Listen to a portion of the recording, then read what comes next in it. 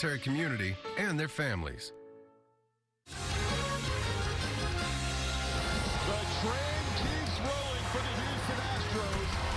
An incredible run.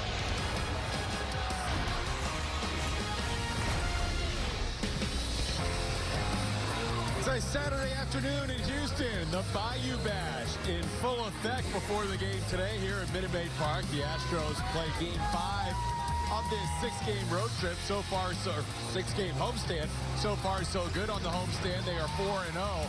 The A's with a record of 10-36. The Astros, a season best 6 games over, 25-19.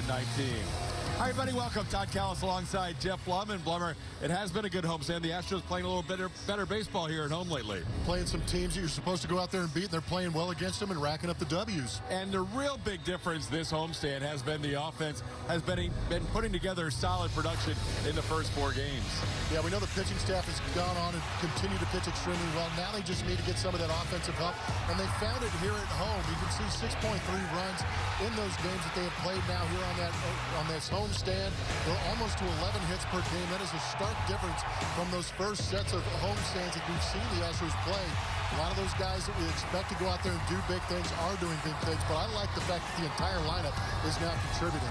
Yeah, 1 through 9, you're getting production from all of them. And if you look at the first 19 versus the last 4, it's a big difference. The runs per game is where they want it to be. Yeah, team average and OPS. Obviously, there's going to be some good slug numbers inside Minute Maid Park because it's kind of conducive to the long ball. But at the same time, in order to ramp up those runs per game, you've got to get on base a lot. A lot of that is the fact that their batting average is raised almost 100 points. So they're getting on base more. So when those big swings come, there's multi-home run numbers coming in. And for the Astros on the mound today is Hunter Brown. And when you break down what he's done this year, he's kind of got reverse splits. Yeah, it's kind of interesting. Reverse splits, very good against left-handers with that fastball, slider, curveball. But it's on that right-handed side where he's had issues with the fastball and curveball. Last 3 games against right-handed hitters, the whiff percentage on the fastball, 18%. Against the slider, 11%. Not very good. How about the batting average against is 143 against the fastball, so that's a positive. But that slider's been getting crushed at a 667 clip as far as batting average against the last 3 games. Hunter Brown allowing his first 3 home runs of his career in his last 2 starts, all against righties. He will look to turn that around today against the A's. Speaking of the A's, when we come back, Julian Morales will join us telling about Yordan Alvarez. This is a guy who has dominated the Oakland pitching staff through his career.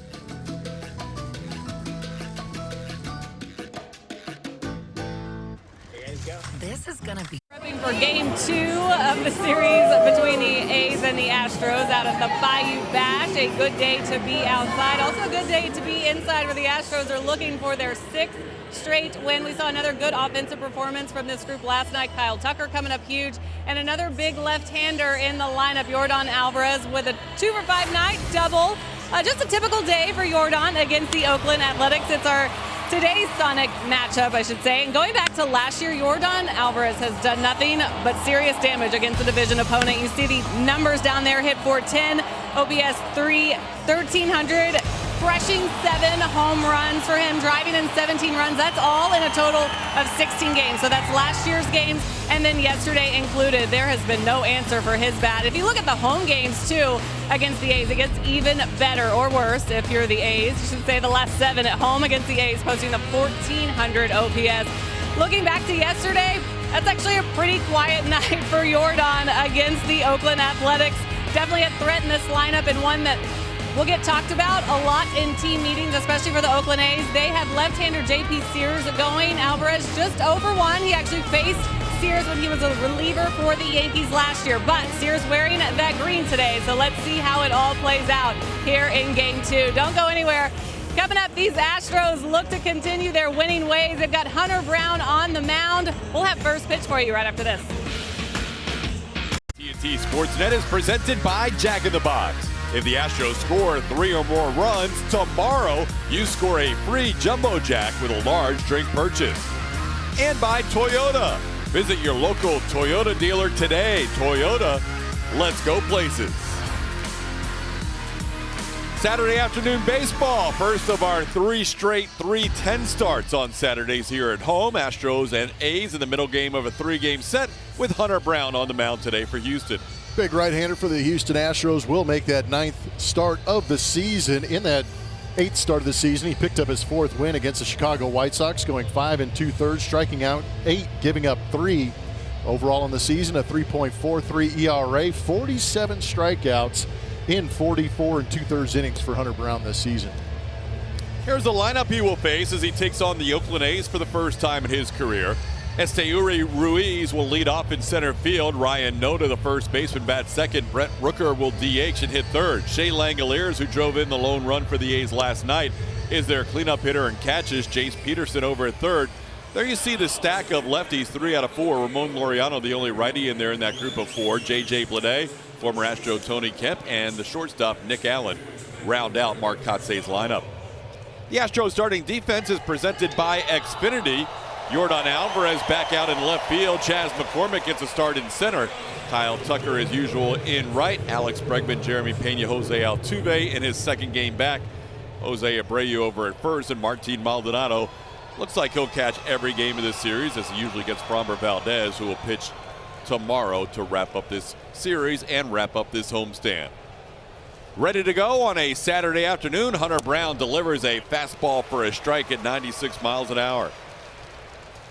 Esteury Ruiz could be one of the lead candidates to battle with Hunter Brown and going for the 2023 American League Rookie of the Year. Still early in the season, a lot of candidates will shake out between now and the end of the year, but these will be 2 of your at least leading 5 or so candidates in the AL early on. Ruiz leads all of baseball in stolen bases and leads all AL rookies in hits and doubles. He is the only A to play in every game this year. He has played in all 46. No other Oakland A has played in more than 42 of the 46 other than Ruiz. And there is a called third strike. Top of the zone strike, says Mark Carlson, the crew chief behind the plate. And that is Hunter Brown picking up a first strikeout. Zone opened up a little bit here early on. Hunter Brown taking advantage of it with that curveball in our MD Anderson strike zone just above it.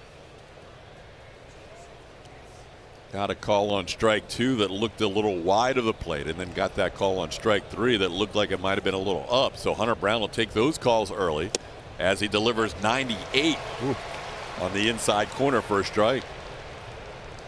Ryan Noda not happy to see 98. He is hitting .042 this year against 95+ mile an hour fastballs. So they go right back there, and he pops 99. TK, those are 2 beautiful pitches. Got a guy up there that does not like the velocity. And all Hunter Brown has done is throw 98, 99 paint jobs on the inside corner where it's just a handful of bees if you try and swing at it. Not sure we've seen 100 ever from Hunter, so that might be his highest velocity pitch ever. Bring it. 99 again, and he goes too far, says third base umpire Brennan Miller. So Noda down on 3 fastballs. Hunter Brown with 2 quick strikeouts today. Match from Supermo is going to show you the heat at the top of the zone at 99, getting that check swing and strikeout from Noda. Early on, Hunter Brown announcing his presence with authority. Jeez. Good to see. I like it. Gave up 9 hits 2 starts ago, 7 hits last start, over 10 innings, allowing 16 hits. This ball down the right field line. Langoliers didn't know where it was, or excuse me, Brett Rooker didn't know where it was off his bat. And then once he found it, he realized he had a base hit. Stayed in the batter's box for an extra beat and ended up with a single. It was a pleasant surprise for Rooker. Big swing. Didn't pick it up off the bat.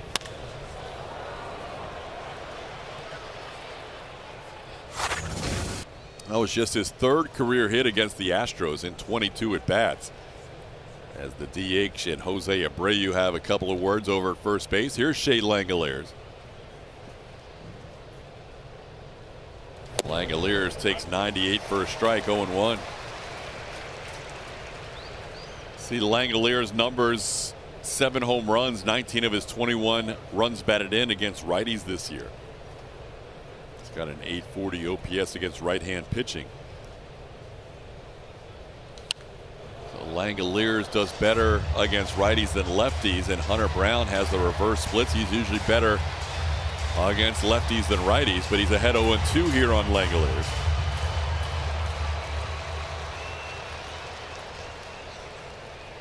Langoliers will use his timeout here with an 0-2 count. Astros starting the day at 25-19. They have moved to 6 games over 500 with this 4-0 homestand. The A's come in with a major league worst record of 10-36. Brown checks Rooker on this 0-2 count. Astros start the day 2 games behind the Texas Rangers in the AL West.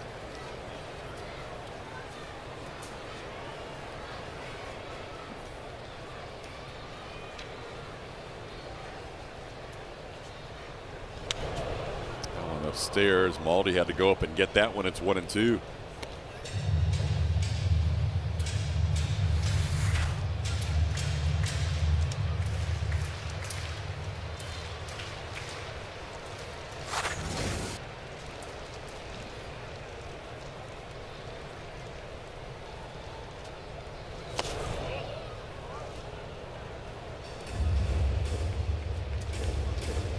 Astros had a losing homestand to start the season, losing 4 out of 7. In their second homestand, they split between Texas and Toronto, winning 3 and losing 3.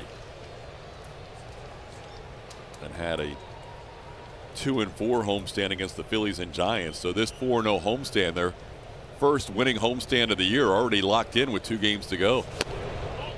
And they finally crept back over 500 at home with this 4-0 stand. So now, after being 0-2 on Langoliers, Shea has worked the count full. You see Jace Peterson waiting on deck. Brown would like to go ahead and retire Langoliers if he can here. Rooker will be off first. Swing and a miss. He got him. 3 strikeouts in the first inning for Hunter Brown. 1 hit, 1 man left on base. The Astros will have Jose Altuve in his second game of the season, leading off, followed by Alex Bregman, then Yordan Alvarez. Saturday afternoon, Jose Altuve will lead off, followed by Alex Bregman. Yordan Alvarez hits third. Jose Abreu, Kyle Tucker, and Jeremy Pena 4 through 6. Chas McCormick will get the start in center field. Corey Julks with DH, and Martin Maldonado behind the plate. Left-hander J.P. Sears is on the mound for the Oakland Athletics. The Astros have seen him once. He came in relief for the New York Yankees. Now he is starting for these Oakland A's. It has been rough on him on the road. All 3 of those losses that you see on that slab right there are all on the road. He has a road ERA of 7.84 at home. In Oakland, 2.86. Altuve, as he did yesterday, goes after the first pitch of the at-bat and fouls one away. Yesterday he grounded out on the first pitch he saw of the season. See Altuve's numbers last year at home: 340, hit an even 300 on the season last year. Altuve has 2 career at-bats against Sears. That one misses off the plate, 1-1. Jose started out yesterday's game, his first of 2023, went 0 for 4, did draw a walk in his final plate appearance.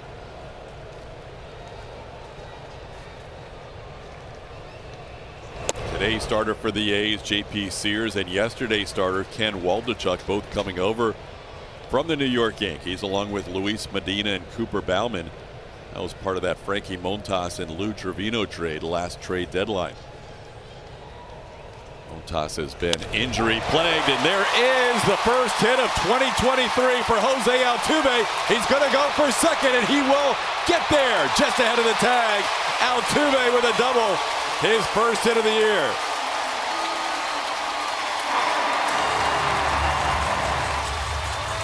There's some of that electricity that Jose Altuve can bring to the ball club. Fastball up, out over the plate, barreled and ripped into that left center field gap. It didn't get all the way to the wall, but Altuve broke so well out of the box.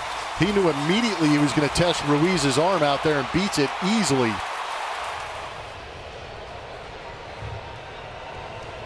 Altuve with a leadoff double. That'll bring up Alex Bregman. Bregman having a good homestand, 6 for 14, hitting .429. Takes that one on the inside corner. Alex has had a couple of calls in this homestand he hasn't liked, and he's usually right when he doesn't like them. I just like that he turns around and goes, "That's inside." Doesn't even question it. He's like, "I'm telling you, that's inside," and he's always right. He is always right. It's unbelievable.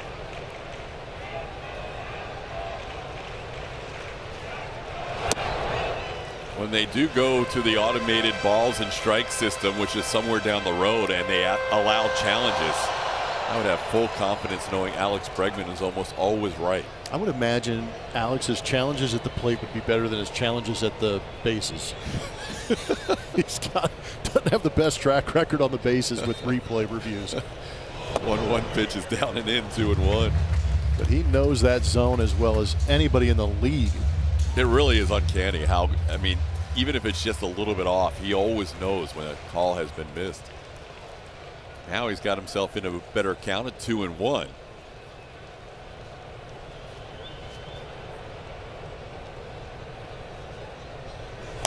Funny, both of these starting pitchers, Hunter Brown and JP Sears, have the reverse splits. JP usually fares better when he faces right-hand hitters, gets damage when he faces lefties. Yordan Alvarez is on deck. What's crazy is the average is so high for left-handed hitters, but not giving up the home runs. To me, the other crazy part of that graphic is only 3 strikeouts. Yeah. Lefty on lefty. You figure you get one to sweep across the zone or maybe rush a fastball and beat him, but yeah, it's crazy. These numbers looking up, I mean, the numbers looking at the Oakland A's have been bizarre as it is leading up to this point, seeing them for the first time this season. But digging on some of these numbers is even more bizarre. 41 of 44 strikeouts against righty hitters. That ball's into left field for a base hit. Altuve just had to hold up a beat to make sure that was going to be over the head of Nick Allen. Alex Bregman, 7 for 15 now in the homestand with a base hit to left. He's doing a good job of covering the plate in this homestand too. That was a slider that stayed on the outside corner off the plate. Yet Alex is able to go out there, really extend those arms and gently pull that into left field for that base hit. Yordan with a golden opportunity right here to make some noise early. Yordan with a .455 average with runners in scoring position. As he bats here with first and third and nobody out, infield stays back on Yordan.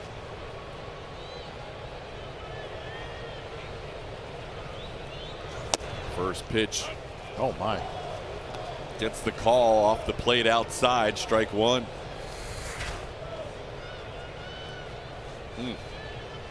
That's a pretty wide plate to cover. TK, you and I would be an excellent battery if that was the zone. That's how you go get some strikeouts. So Yordan instead is now down 0-1. That was a better pitch. He does clip the edge there. It's 0-2. Now the reason the fans are maybe a little more painful in taking that for a strike is that previous pitch being off the plate. Now Yordan having to fight 0-2.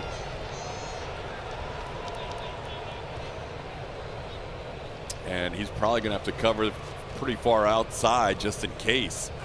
Not that far out. Gutsy take. 1-2 count. Yordan sitting at 39 runs batted in, third most in the American League.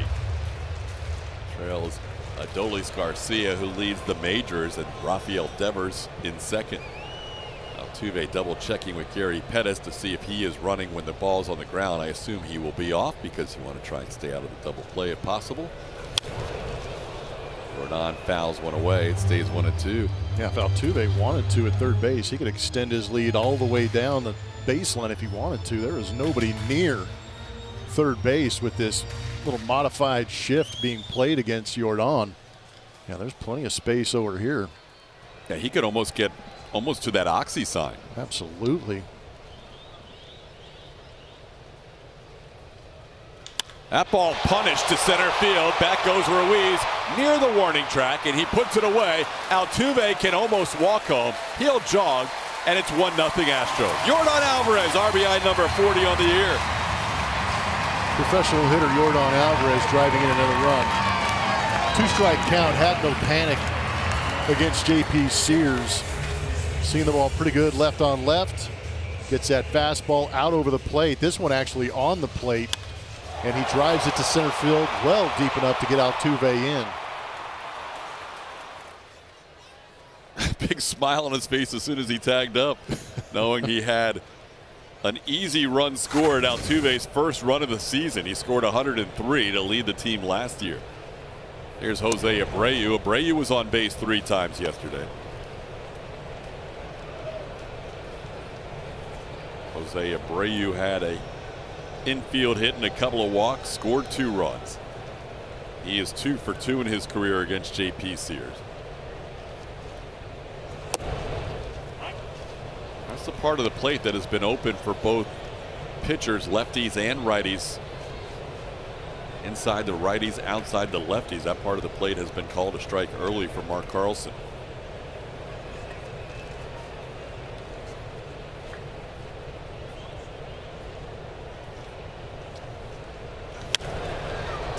Pop foul and out of play.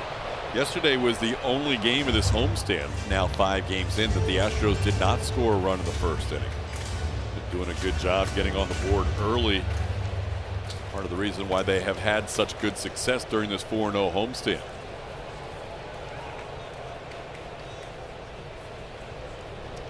Abreu with a count of 1-2.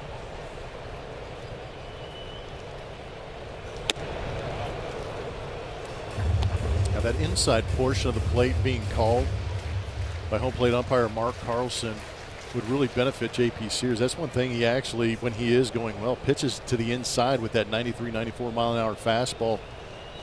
2 right-handed hitters. That one over for a called 3rd strike. Sears picks up his first strikeout. 2nd out of the inning. StatCast 3D powered by Google Cloud is going to show you some hot cold zones for Kyle Tucker as he steps to the plate. Doing a good job of covering the middle part of the plate and doing a good job of covering up in the zone actually too, in and out. But if you go to that down and in happy zone, he is going to go down there and hurt you with some big swings on those pitches down and in. Well, here's Tucker coming off the big game yesterday, coming off the walk-off on Wednesday. Tucker put together some at-bats here the last couple of games. 3 RBIs yesterday. Had the 2-run walk-off single on Wednesday, the game before that.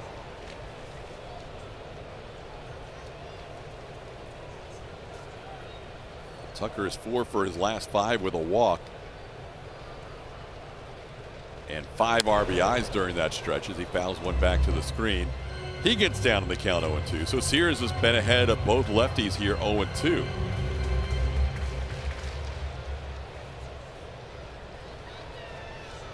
Tucker, though, does not mind hitting with 2 strikes, batting .269 on the year.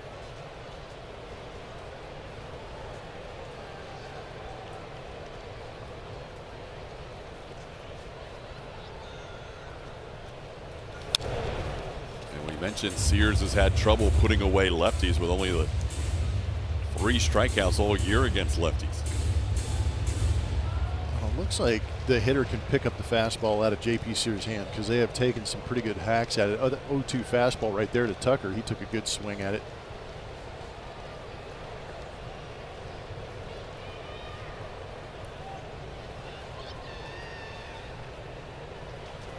There goes Bregman. The pitch is up. The throw is wide. Bregman has his first stolen base of the year. Alex Bregman with a little wry smile as he doesn't steal a whole lot of bases. Picks up number 1. Breggy didn't steal any. Or actually just 1 last year. Well, he got his Breggy bag of the season. He has had 1 in 2022, 1 in 2021, and his first one of 23. Now he puts himself in scoring position for Kyle Tucker. He has averaged less than a steal per season the last 4 years. Tucker, line drive, base hit. King Tuck continues his torrid stretch. It's 2-0 Astros. 5 for his last 6. So the stolen base pays off for Alex Bregman. The Astros are playing smart baseball. They're playing aggressive baseball. And again, these numbers don't lie. Coming into this game, left-handed hitters hitting .367 off of J.P. Sears, and Kyle Tucker is going to add to that number. How about Kyle Tucker in the last 13 games? He has been tearing the cover off the baseball, and here racking up another RBI. That's 6 RBIs in his last 5 at-bats. Ooh. You think Jordan's taken notice of that yet? Tuck's moved into the top 10 in RBIs. He's up to 33 now. Jordan picked up his 40th earlier in this inning. Those two guys continue to pace the way for the Astros. Tucker is currently 8th in the AL, and Jordan is 3rd. And, oh, by the way, Tucker continues his great numbers against lefties. Yeah, big time. Here's Jeremy Pena.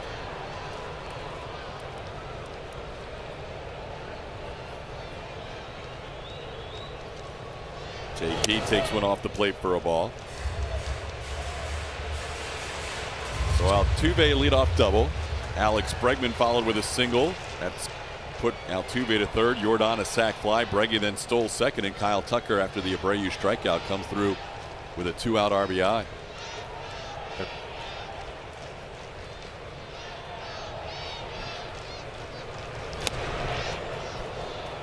I had a thought. It was just interesting to watch Alex Bregman steal a bag in that situation. Obviously, the pitcher's concerned with the hitter at the home plate with 2 outs. But after what we saw Langeliers throw last night, I was a little surprised. Breggy taking off with the left-handed pitcher and as well as Shea Langeliers throws. Yeah, you're not thinking that's the combo. Yeah. That he's going to get his first stolen base of the year, and maybe only one based on the past couple of years. But check that box and move on. But good for Breggy. I mean, absolutely, it paid off. That was a big steal in that situation. And he's been running a lot in this series. His legs have been getting after it. Yeah.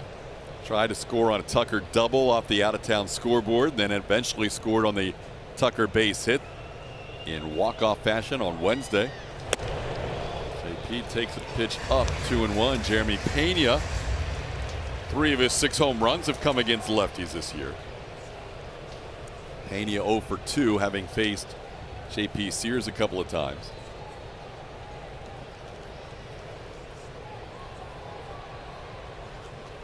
There goes Tucker. 2-1 pitch is a line drive, base hit to right field. Laureano over there quickly to keep Tucker at 3rd base. Pena has to dive back in as Laureano threw behind JP, but there's the 4th hit of the inning for the Astros. Good base running, good hitting. Great job by Jeremy Pena getting on top of this fastball and just shooting it the other way. Give credit to Ramon Laureano for getting over there and actually cutting that baseball off. In doing so, he was able to keep Jeremy Pena at first base and keep Kyle Tucker from scoring. Because one thing that Laureano does have is a very good arm. Yeah, since his debut in 18, he has 36 outfield assists. Try to get one on Jeremy Pena there. Chas McCormick, the batter, 1st and 3rd with 2 outs. And Pena heads back to the base. Chas has faced J.P. Sears once in his relief appearance against the Astros last July 21st and has a home run to right field against him. Chas has always hit lefties well. Got a .980 OPS against them this year. Tries to check his swing on a pitch in. He does check 1-0. Astros off to a quick start today. 4 hits already, a couple of runs scored.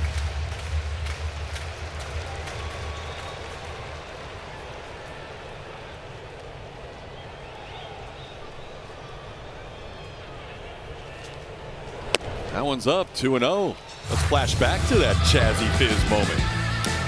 These are all of his strengths right there. Left-handed pitching and going to the opposite field. That's where a lot of power for Chas McCormick is. Getting another slice of that meatloaf off J.P. Sears. He should see something enticing here with a 2-0 count. That one's in, 3-0. Corey Julks, the DH, waits on deck.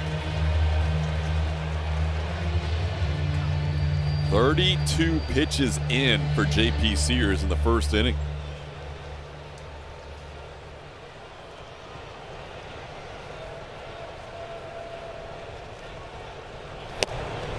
you like our Jack in the Box promotion, where if the Astros score 3 or more runs, you get a free jumbo jack with the purchase of a large drink, you'll like the A's being in town. The fewest runs they've allowed in any road game all year, fewest, is 4. Oh, man. 4. The Astros only got 5 on them last night. That one's inside. That's going to load them up. They have not had a game pitched on the road this season where they have allowed 3, 2, 1, or obviously 0 runs. The Oakland A's, playing in their 22nd road game, have a low total of 4 allowed this season. Corey Julks gets it hit with a bases loaded in the first inning.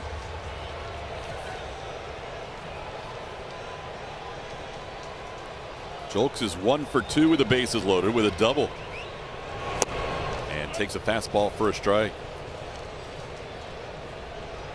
This arm forces day. Nice little note there about Corey Julks as Adrian Martinez begins to warm up for the A's.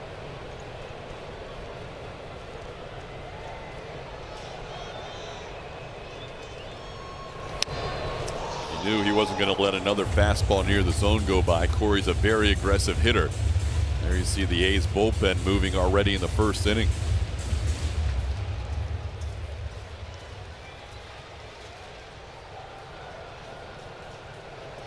.37th pitch of the inning for J.P. Sears. Julks goes down on strikes, and that'll strand the bases loaded, but the Astros do get a couple of runs and take the early 2-0 lead. Birthday tomorrow when the Astros take on the A's. Get to the game early and join the festivities with Orbit and his mascot friends. Leave the game in style with an Orbit bucket hat add-on. Find tickets and purchase your add-on today at astros.com/Orbit's birthday. Should be a fun one. Good first inning for Hunter Brown, getting some swing and miss, 3 strikeouts already. And looking back to his last start in Chicago, he was really dominant to start that one. Ran into a little trouble as it went on. He ended up allowing 2 home runs, but it did not hurt the team's chances. They would go on to win that series finale. But Hunter, he's looking for more from himself. So he wasn't exactly pleased with the home runs that he allowed against the White Sox. He did get more swing and miss than the previous couple of starts for him. He said the curveball being a big pitch in that last start, getting 7 of his 8 strikeouts with that pitch, saying that's one, if not my best weapon, and a pitch that has really come a long way considering he didn't throw that pitch until he got into pro ball, guys. There you go. That has been a key weapon for him, as he doesn't like that baseball after the first pitch missed inside. Well, Hunter, I like the fact that he has high standards. He's a rookie pitcher who came on the scene last year, ended up pitching well enough to make the postseason roster. And he's not satisfied with just going out and getting a win like he did last time against the White Sox. He gave up that 2-run home run to Jake Burger, his last batter he faced in that game against the White Sox, and it would have been a 6-inning 1-run game instead of a 5 2/3 3-run game if he would have been able to retire Burger. He's probably really upset because that was on that curveball to Jake Burger, hung on the inside corner with 2 outs in that 6th inning, knocked him out of the game. But he's got the stuff, and I think he understands that, so why not have the mentality to back it up and go out there and try and challenge yourself every time you're out there to see what you can do a little bit better. Brown's got a career high of 8 strikeouts. We saw Brandon Bielak pick up his career high with 9 strikeouts last night. This is an A's team that strikes out more than anybody else in baseball. 434 strikeouts coming in. Peterson just stayed alive with a piece at the plate. Stays 2-2. When you consider the A's strikeout totals, kind of bizarre outing for the bullpen, as good as they were. 4 innings of shutout baseball and only 1 strikeout between the 4. From a bullpen that usually goes out there with a high whiff rate. It was the only outing all year long for Brian Abreu without a strikeout, and came against the team with the most strikeouts. Baseball's crazy. It is crazy.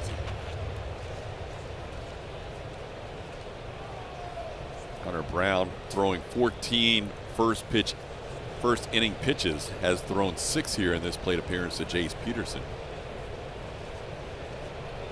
And that should be a called 3rd strike, and it is. 97 painted up on the inside corner.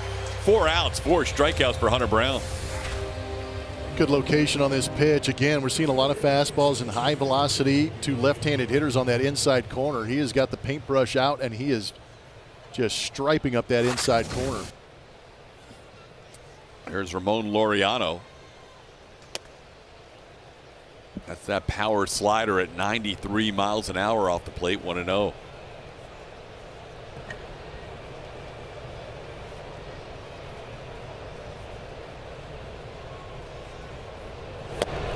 Checked his swing on another slider. No, he didn't check his swing.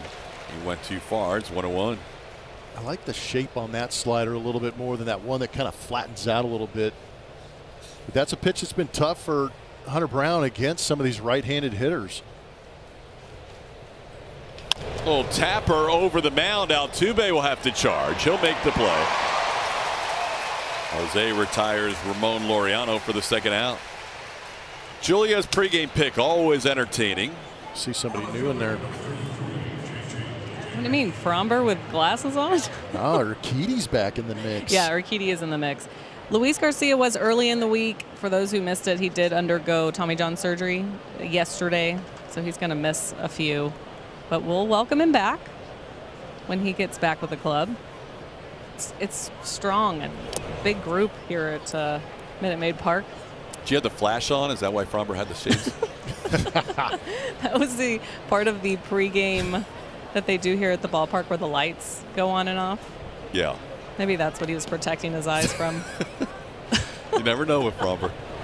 It's all part of La Grasa. J.J. Bleday, the batter. Hunter Brown a little frustrated with that last pitch that stayed off the plate. It's 2-0.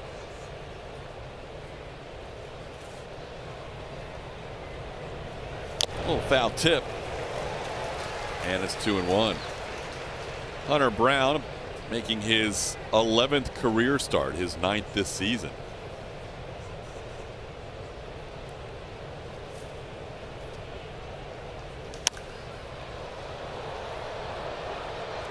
That one fouled out of play. The Astros have had an opportunity with all these days off to allow most starters to go every 6th day with 5 days of rest in between, with all those Thursdays off in April and May.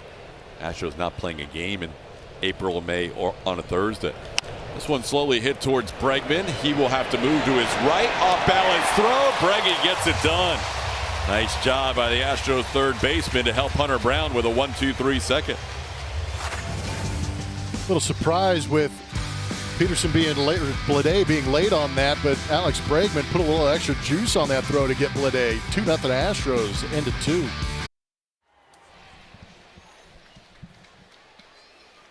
Getting ready for the bottom half of the second inning. Martin Maldonado digs in against J.P. Sears, who threw 37 pitches in his first inning of work, and starts out this one with a ball inside to Martin.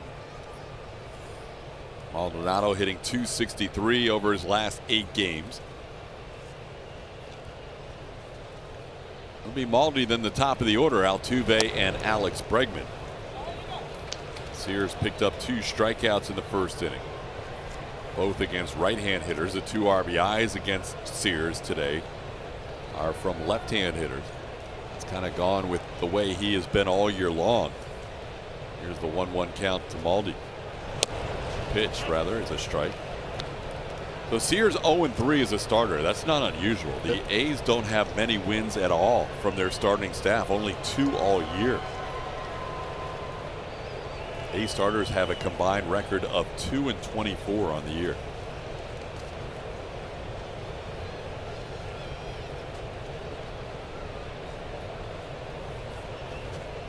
One, 2 pitches fouled back.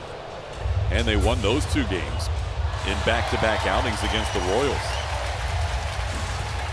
That was on May 5th and 6th. Their only 2 starter wins of the year. By comparison, there's no other team in baseball with fewer than 6 wins from their starters. My goodness. That's a strike right down the middle with 92, and Maldonado goes down looking for the first out of the second. Julia. Hey, I have today's Chevy Stroke Poll ready to go for everyone to jump on Twitter, go vote at ATD Sports NSW. Choose your Astros fighter. Here we go. Are you going with 2017 Jose Altuve or the 2022 Yordan Alvarez? Vote now. We'll have results later. TK. All right, Julia, here is the 2023 Jose Altuve, who singled and scored his first time up. Actually doubled and scored his first time up as he stretched a single into a double. Now Altuve showing a little bunt. Well, if you're going for the cycle, TK, you got to get the single out of the way. Do it with a bunt. He tried to push it past him. Usually it's a pretty good play with the first baseman playing back. Kind of like that. We don't see him always try and bunt, but with it, Tony Kemp playing up the middle, really just one defender on the right side that has a chance at a bunt if he gets it past the mound. Oh, one pitch is up. It's 1-1.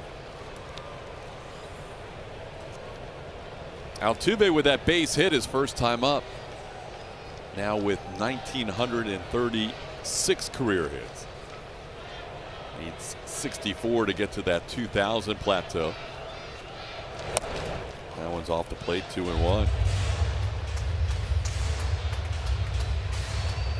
If he does get, or when he does get to 2,000, he'll become the third Astro with that total in franchise history.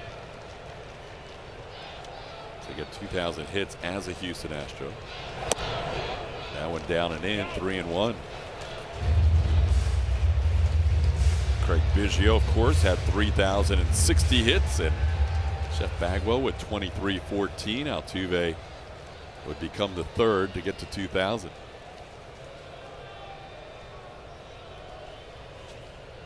That one catches the outside corner, and the count goes full.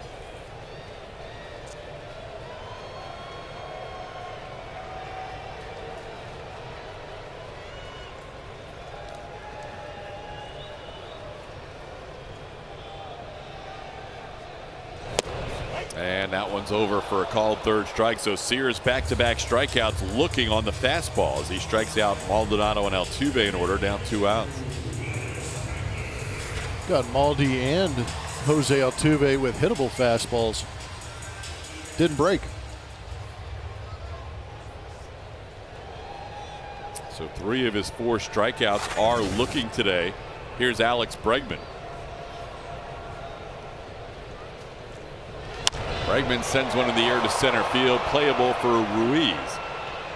Uri Ruiz will put it away for the final out of the inning. So Sears bounces back after a tough first inning with a 1-2-3 second.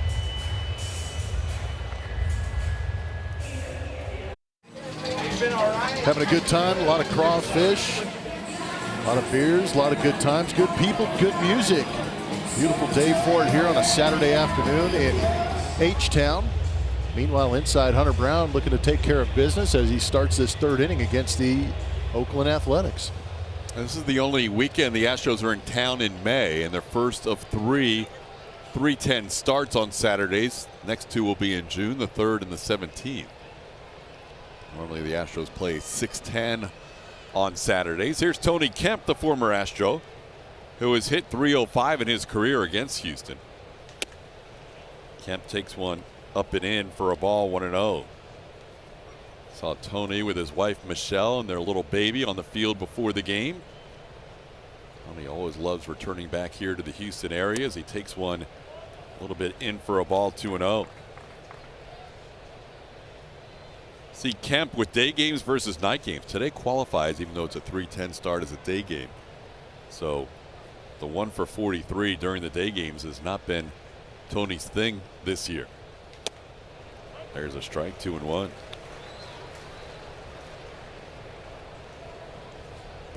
Kemp and Nick Allen, then the top of the order, 8, 9, and 1 to face Hunter Brown.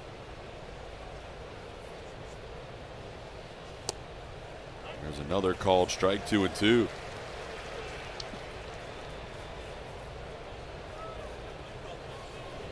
We were mentioning last inning about the Astros with their starters going basically every 6 days with all these off days on Thursdays.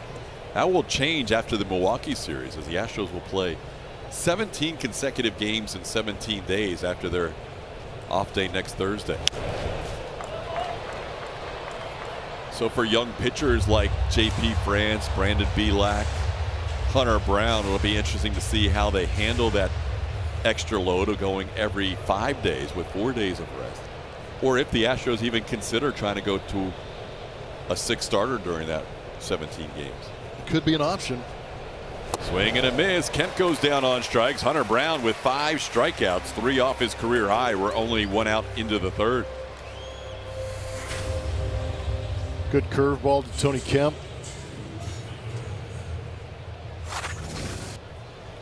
It's been a very successful pitch for Hunter Brown against left-handed hitters.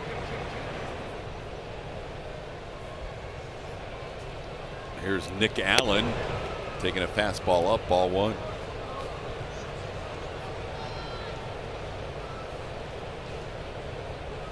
Allen has played in 24 games for the A's, 13 for 62 on the season. That one just missed the bottom of the zone. Hunter gave it a long look, thinking he might get the call. It's 2-0. They had just clipped the bottom of our MD Anderson strike zone.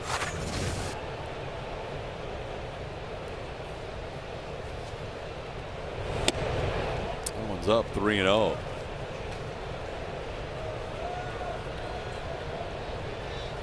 Another guy who has not fared well in day games is Nick Allen. Done all his damage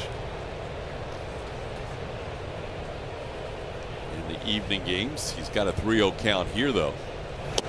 He was an auto take. It's 3-1. There, he and Tony Kemp going out at night. A tough time recovering.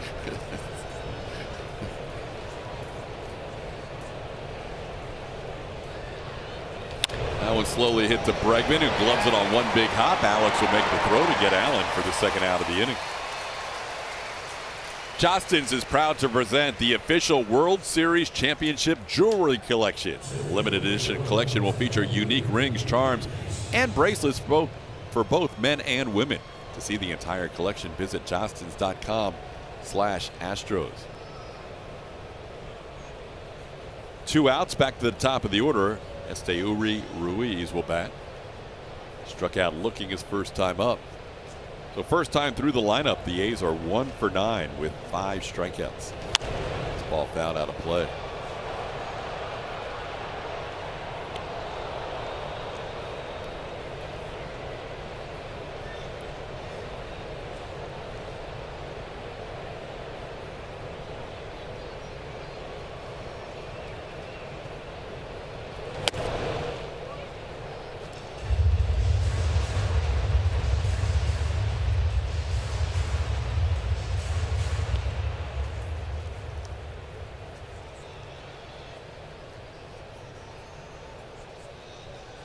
Ruiz had a good game last night. He was on base 3 times against the Astros, a couple of hits and a walk.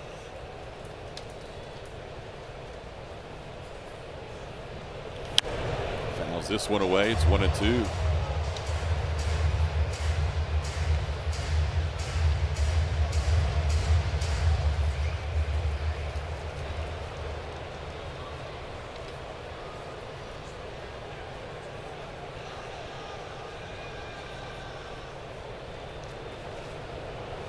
Swing and a miss. Hunter Brown, a half dozen strikeouts through 3.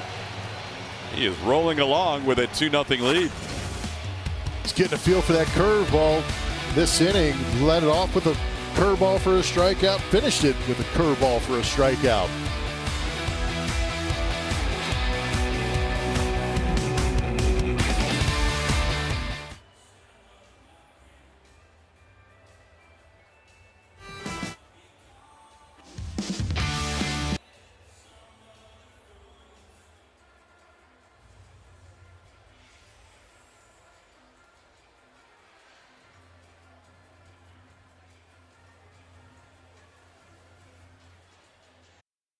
In the first inning AB today, he is hitting .393, 11 for 28. The extra bases or the extra base hits are starting to really add up. He had a double and a home run last night, doubling and driving in a run in each of his last 3 games, but then picked up another RBI today. He's up to 33 on the season behind Jordan, who's got 40. There was so much to update on this topic after that first inning, guys.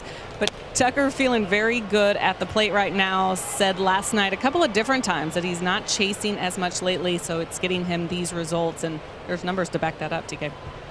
Can somebody tell him when it's his bobblehead next time? I know, right? Man, it was a big night for him. He had the crowns in right field, bobbleheads.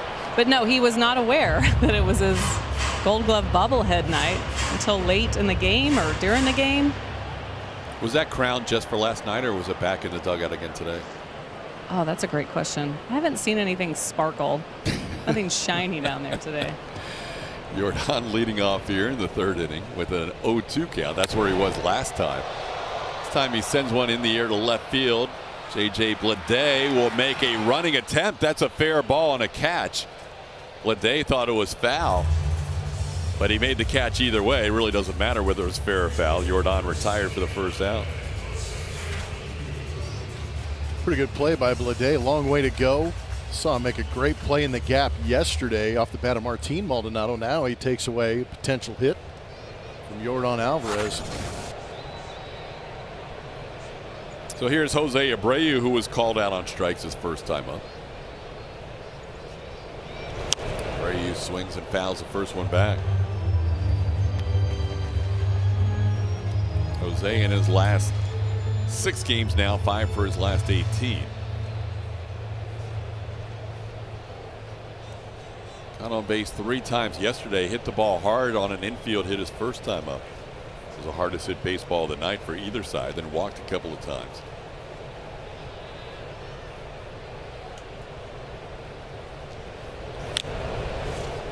Now down in the count 0-2.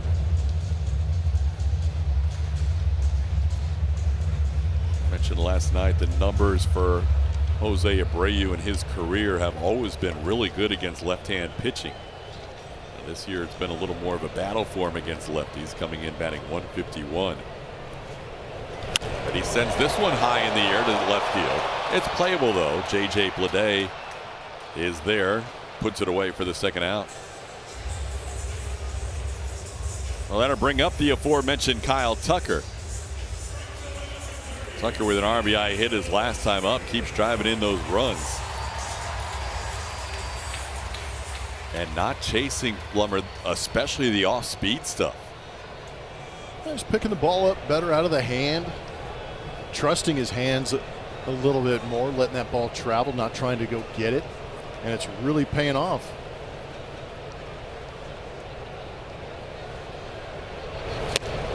First pitch swing for Tuck, nothing new there.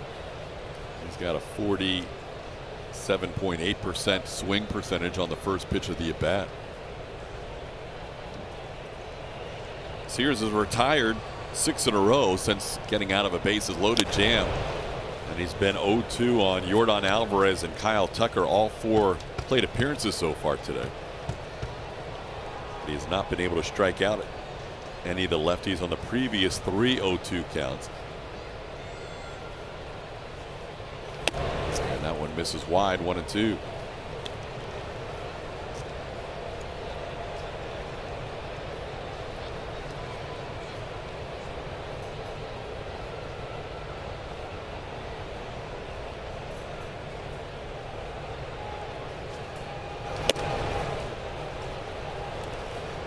Tucker added to his 2-strike numbers with that base hit his first time up. Now batting over 270 on the year with 2 strikes.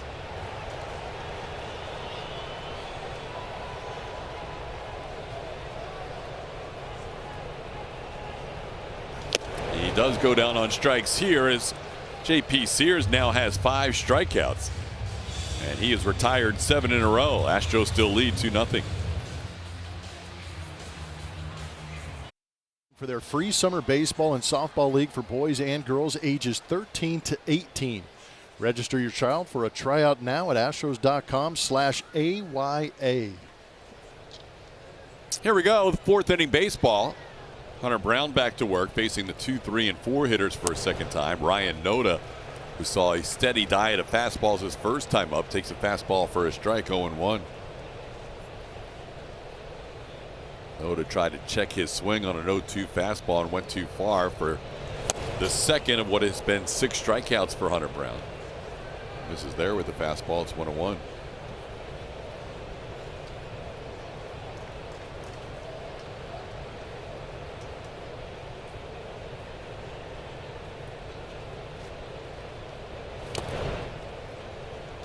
First pitch other than a fastball Noda has seen in his 2 plate appearances. It was a 94-mile-an-hour slider.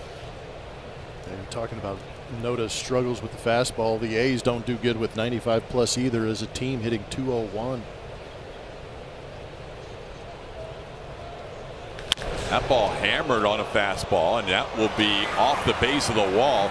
Tucker gets to it as fast as he can, but the ball just sat there, and that'll allow Noda to get into second base with a leadoff double. Got the head out on that one.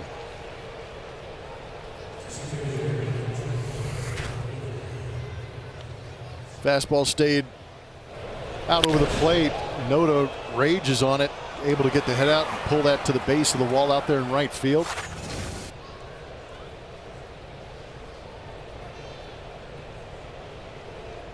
Hunter's been heavy on the fastball today with 48 pitches in, 27 fastballs. Here's Brett Rooker. He singled his first time up.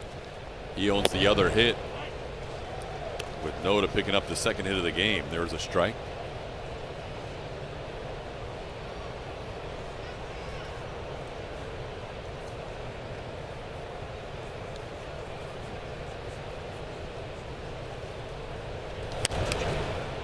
That one fouled away. It's 0-2. Rooker came into the game still in the top 3 in the American League in slugging percentage and OPS. He has been battling it a little bit lately. Even with that hit his first time up, he is 3 for his last 21.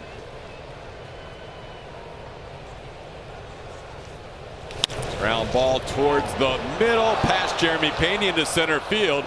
The A's will get their first run. Brent Rooker drives in his team leading 31st run of the year on a ground ball single up the middle. And it's now a 2-1 game.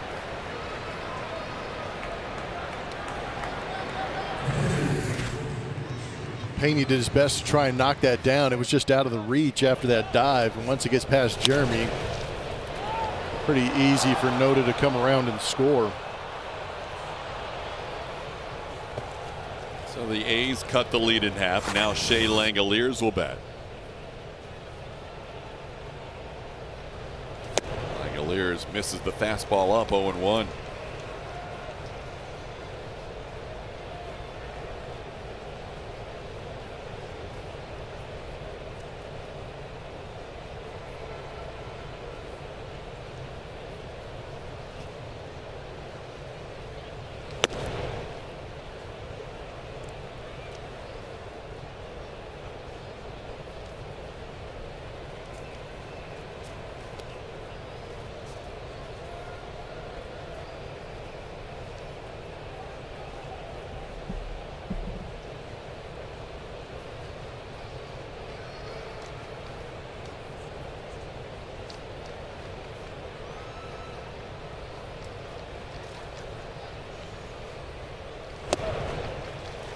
Another one chased up. All 3 pitches have been up out of the zone. Langoliers has gone after 2 of the 3.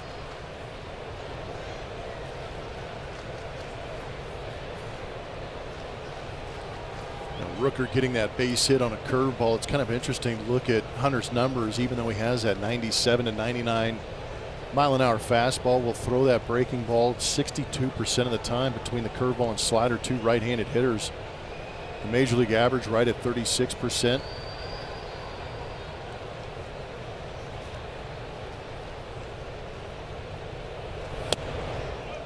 Another one up. Langoliers doesn't go after this one. It's 2-2. So that's what makes it interesting. You talking about the fastball being thrown a little more often in this ball game against the Oakland Athletics. Part of the adjustment for Hunter Brown is using that fastball more against a poor fastball hitting team.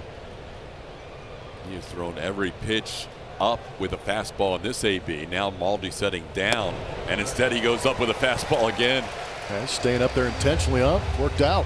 7 strikeouts for Hunter Brown, 1 off his career high, which he has done twice.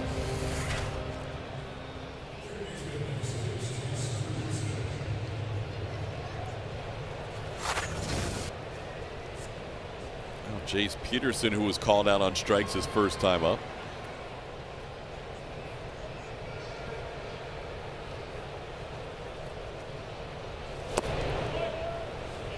Pearson takes one down and in, 1-0.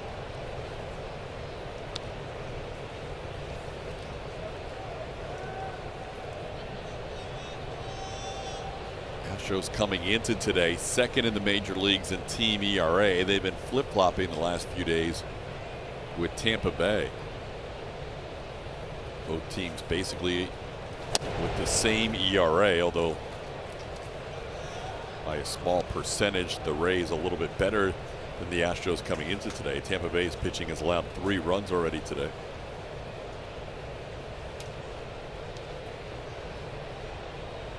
Both teams had a 3.31 team ERA when play started today.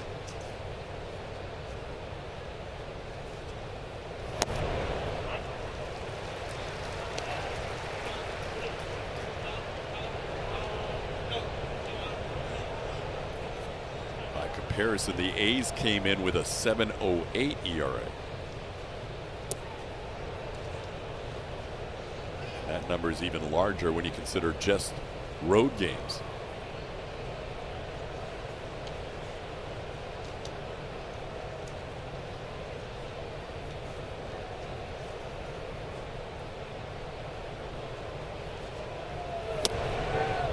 There's a nice pitch on the inside corner, 2-2. Back-to-back very good pitches. A little backdoor slider the previous pitch, and then 95 up and in.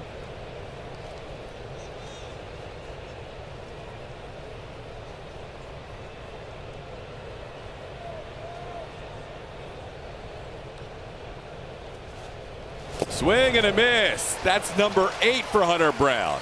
On back-to-back nights, Astro starters get career highs in strikeouts. That matches Hunter's career high. Went to the breaking ball, put it in a great spot. 2 out of the hand. Looks like it's going to stay in the zone. Jace Peterson can't lay off and gets that swing and miss over the top. Pretty good sequence against Peterson. And Hunter struck out 8 White Sox in his last outing and 8 Tampa Bay Rays in his final start of April. Gets the A's for 8 strikeouts today, and now he's 1-0 on Ramon Laureano.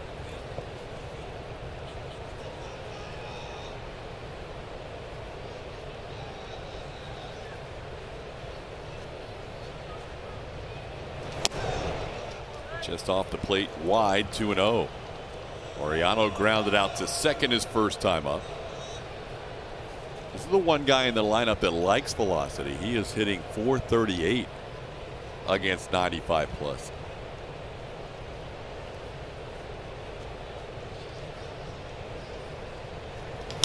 Grounds this one towards short, cut off by Bregman. His throw in time to get Laureano. That'll end the inning. A's do pick up a run on a couple of hits. It is now 2-1 Astros.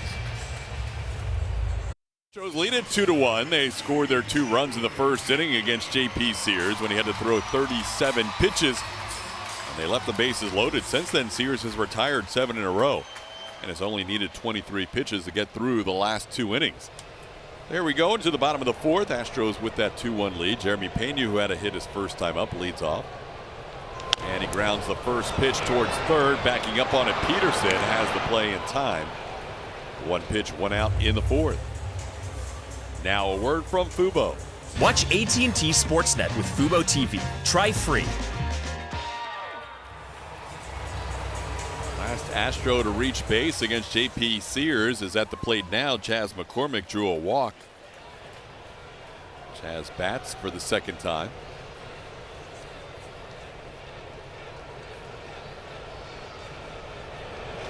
Chas hits it well into right center field towards the gap, and that'll be off the wall. Played there by Ruiz. Chas McCormick strolls into second base with a double.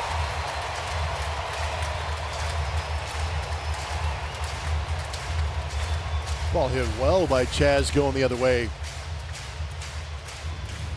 Got himself a fastball up out of the plate. Wasn't able to elevate it and get to that launch angle that he wanted, but still a very good swing, short hopping that right center field wall in front of his boys out there in the bullpen. Chas now 2 for 2 with a walk against J.P. Sears in his career. Double, a home run, and a walk. Here's Corey Julks.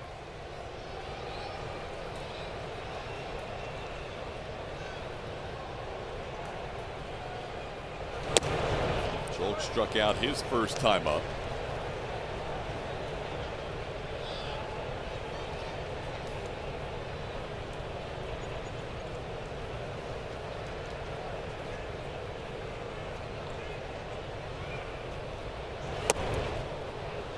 down and in, and Julks couldn't hold up. It's 1-1.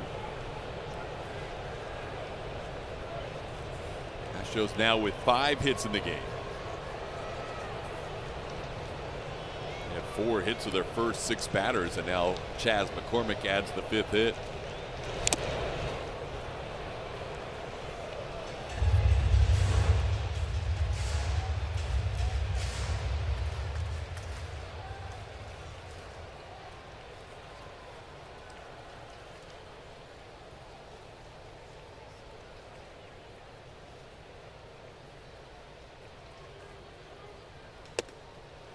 Two pitches up, 2-2.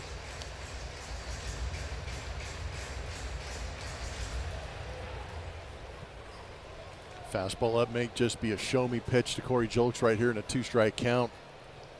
Might be a little spin down in the zone. Astros have some tough decisions when they face lefty pitchers. They decided to go with Corey Julks today. He's the DH. They easily could have gone to Mauricio Dubon, who's hitting .379 against lefties this year, or Jake Myers, who has been on base 6 straight times and has a 1,014 OPS against lefties. So there's some good options for Dusty when he's filling out that lineup against left-hand pitching.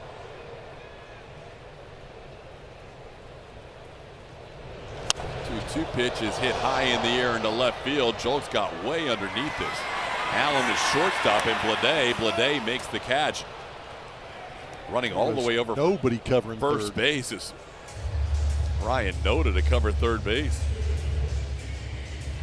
Time now to name that Astro, powered by Reliant. Naval veteran, 10-timer, club presence on the bench. If you know who that Astro is, go to Twitter and tweet us at ATT Sportsnet SW and hang around for a little bit. We'll tell you who that Astro is later in this ball game. Here's Martin Maldonado, who struck out looking his first time up.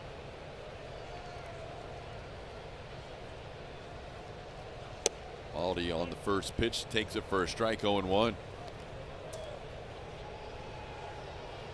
Astros facing the A's this weekend here in Houston, next weekend in Oakland. They were the final team in the AL West to take on the A's this season. The A's will go from here to Seattle.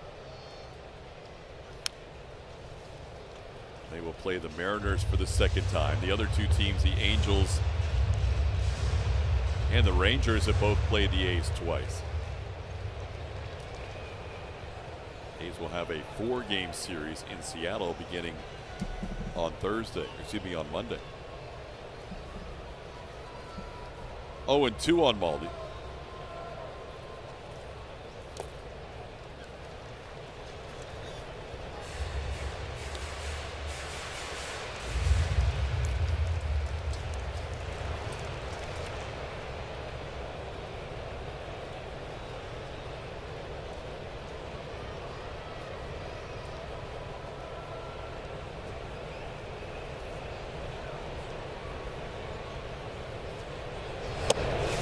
Try to hold up on a pitch down and in. And he does. The count goes to 2-2. So when you play the A's with the PGA Championship going on, it's kind of like one of those holes, 4 and 14 playing, the only 2 holes playing under par for the tournament, where you have to at least win 2 out of 3, or else you're losing ground to the field. Yep. You have to par the hole, basically. If you don't, then you're losing ground to everybody else in your division who has already played the A's. And there's a called 3rd strike. So Maldi goes down looking for the 2nd time. Astros get a base hit from Chas McCormick and leave 1. Still 2-1. Jace Peterson started off with a knuckle curve down, then the slider inside. He falls behind 2-0, proceeds to backdoor a slider beautifully, and then up and in with the fastball. And after that up and in fastball, break that knuckle curve down in the zone and get the swing over the top. That was an excellent display of how to battle back in an at-bat after falling behind 2-0. 7 strikeouts tonight, 4 on this afternoon, I guess. 4 on the 4-seamer, 3 on that knuckle curve to get him to that number. Actually has 8 strikeouts on the evening. How about the usage so far? Heavy on that 4-seamer. 74% strike rate. He's Got a couple of lefties here, J.J. Bleday and Tony Kemp to start the inning. And Nick Allen, 7, 8, and 9, facing Hunter Brown here in the 5th inning. Bleday grounded out to third base his first time up. Hunter with a 1-1 count here. Bleday last year with the Marlins. Came over in a trade with Miami in the offseason. Chops a foul. It's 1-2.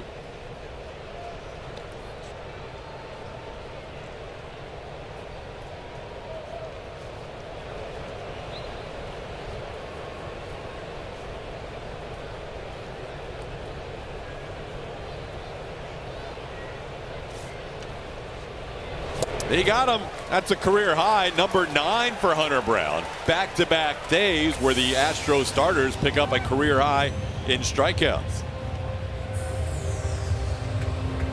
I'm calling that the split. Might be a little more of a changeup. That ball bottom just dropped out of it. That was a beautiful pitch by Hunter Brown. He doesn't throw that much. No. I think he only threw 4 or 5 before that last one. Tony Kemp chops one foul off his foot. I think that was the 4th splitter. How about that? He's actually got 2 swings and misses. Another weapon. Yeah, another wrinkle in that mix is always nice for Hunter Brown. And again, if he can get that pitch to be effective, it's highly effective when you're throwing in the upper 90s. Tony a little bit of pain after that foul ball, so he'll get checked out. Well, that changeup, which is basically what that splitter does for Hunter. That changeup was such a big pitch for Brandon Bielak yesterday. Yeah, he really had great command on that. He was getting some swings and misses from right-handed hitters on that pitch yesterday. Baldy ended up staying with that changeup a lot yesterday. He called that changeup more than any other pitch.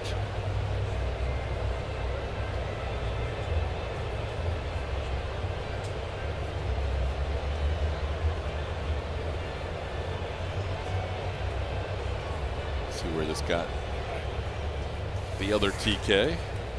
TK2. Ooh. Oh, Sergeant Holka. Got him. Sergeant. Right on that big toe. Yep. 0-1 the count. That's the leader.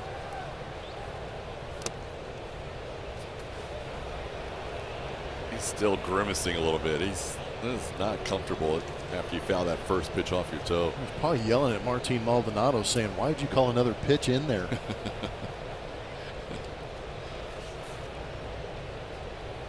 That one is a sharply hit base hit just off the glove of Jeremy Pena. Pena tried to flag it down.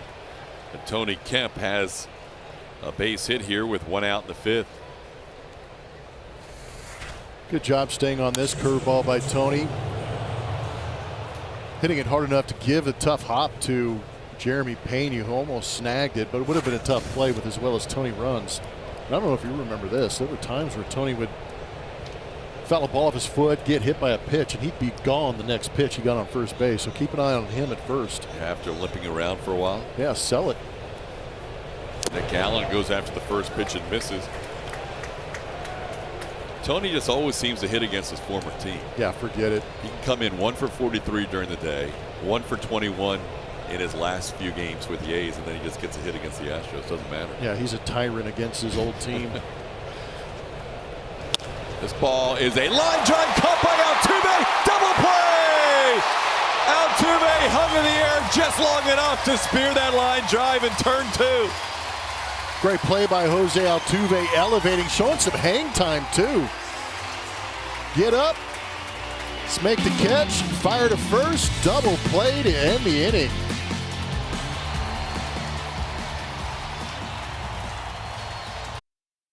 Sportsnet is presented by Rooms to Go. Now's the time to save during the big Memorial Day sale. And by Fubo TV. Stream the Astros on AT&T Sportsnet with Fubo TV.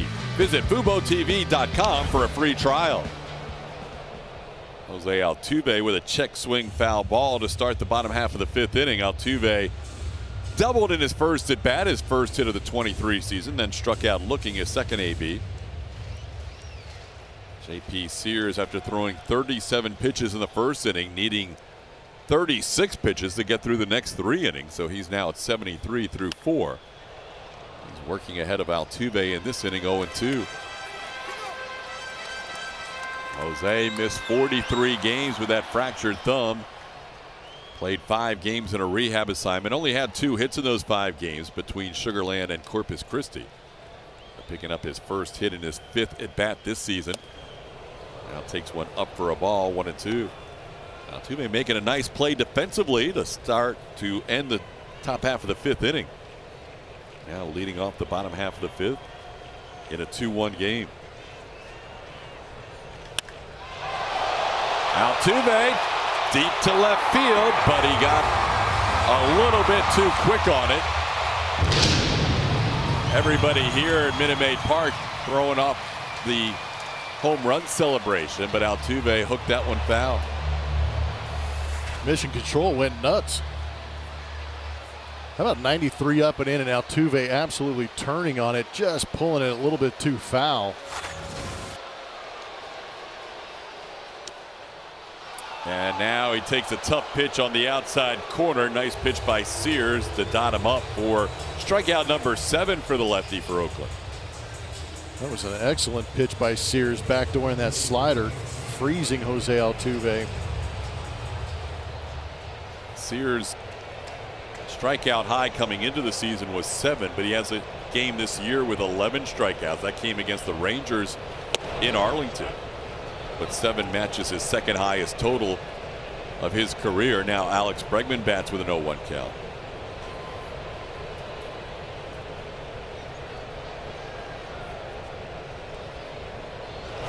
Bregman pops one up on the infield. Tony Kemp to his left puts it away for out number 2. This week on Astros Bases Loaded, Claire Brooks, Corey Jolks reunites with his high school baseball coach, and we recap Altuve's first rehab game in Sugar Land. That and more on ABL after the postgame show. There's Yordan Alvarez. Sac fly by lining out to center field his first time up. He also flied out to left.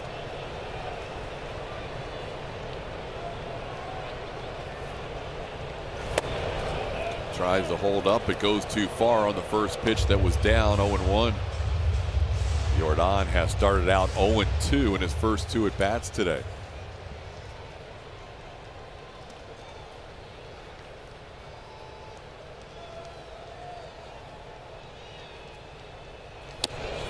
He's not going to be 0-2 this time as that pitch misses in. It's 1-1.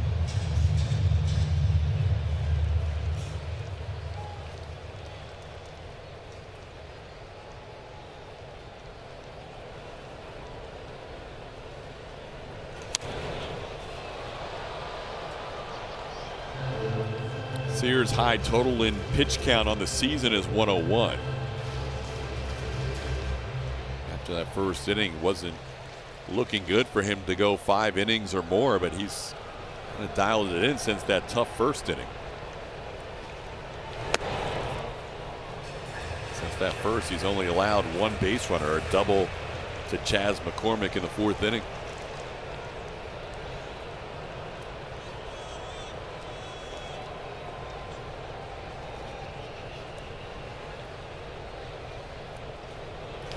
That one's grounded towards the middle. Allen, a long way to go.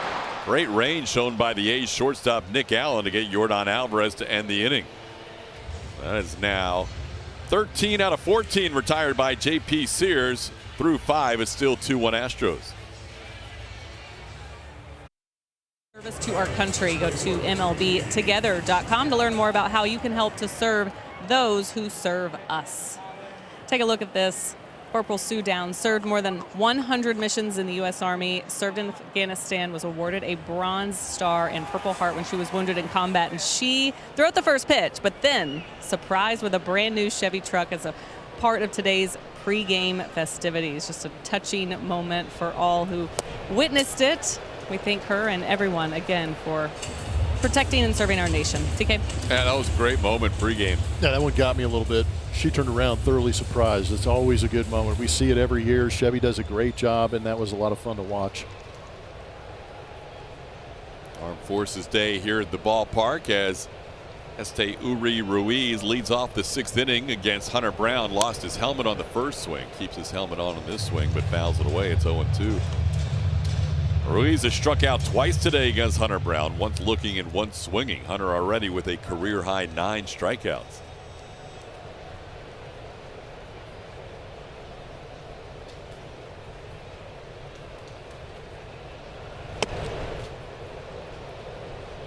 Up for a ball, 1-2. Brown starting the inning with 73 pitches. He has gone 7 innings in 3 starts, all of them in April. He has never gone or been pushed to the 100 pitch plateau. See where he is at the end of this inning. See if the 7th inning would be a possibility. The 1-2 pitch is up, 2-2.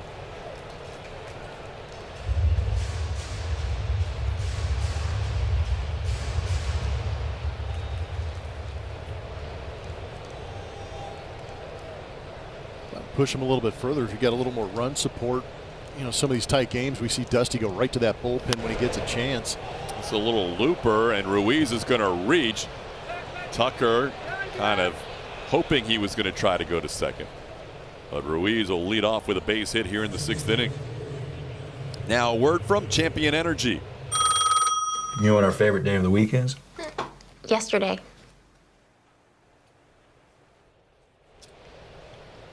Ruiz, who leads all of the major leagues in stolen bases with 21.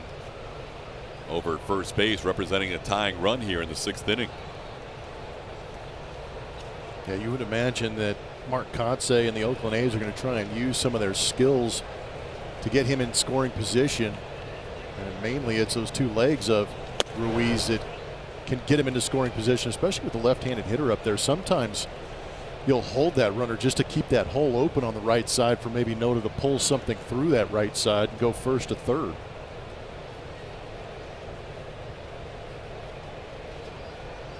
Big lead. There he goes. The pitch is high. The throw is off his leg and into left field. That'll send Ruiz over to third. Ruiz picks up his 2nd steal of the series, his 22nd steal of the year. And he gets over to third as that ball was kicked away off his leg into the left field.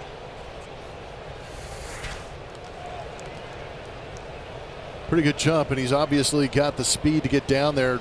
Jeremy tried to let that ball travel as far as he could, but it was tailing into that runner and then basically got to the leg before the glove. So now the infield comes in with a 2-0 count on Ryan Noda.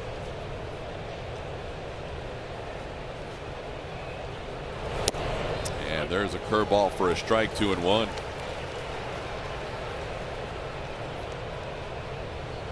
Noda has struck out and doubled.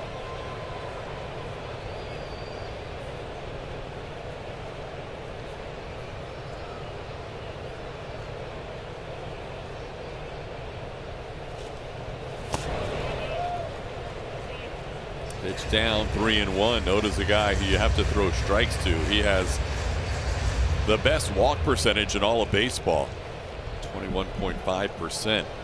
31 walks on the year. He's got a .218 batting average, but a .403 on base percentage.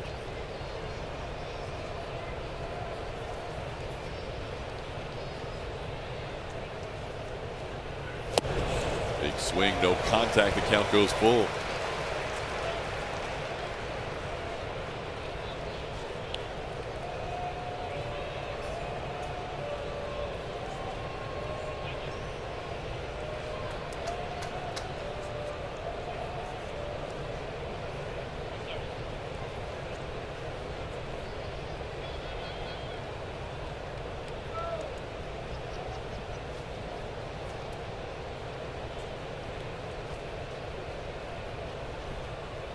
Big pitch coming here for Hunter. Nobody out. 1-run game. Foul tip. Maldi. He thought about it, didn't he? He wanted to find where that foul tip went off his glove and thought about making a diving attempt, but it was all the way back on the screen. Maldi always trying to find ways to help out his pitcher, and we've seen him get a couple of these foul tips off the glove and be able to make the catch and get the out. That one just a little bit too far as it rattles our robo cam behind home plate. Hunter Hunter Brown would love to pick up a strikeout here. Got in on him as he stays alive by just finding it off.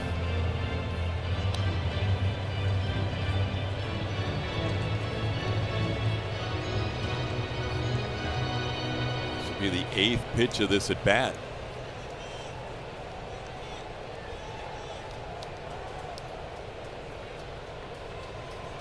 The 6th inning's been interesting the last outing and now against the Oakland A's for Hunter Brown. In the air to center field, plenty deep enough to score Ruiz. Chaz will put it away on the edge of the warning track. We'll be tied up at 2 as Ruiz crosses the plate with the run scored. Sac fly for Noda, and it's a 2-2 game.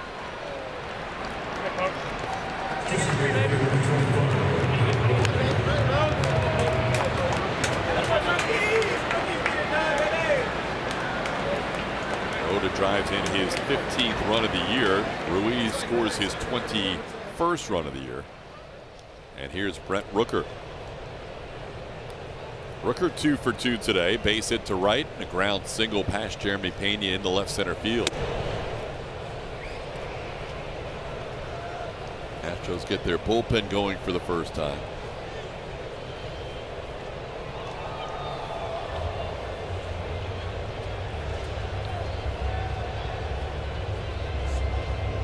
Stanek beginning to loosen up in the Astros pen as Maldonado and Hunter Brown have a little conversation here with 87 pitches into the outing for Hunter.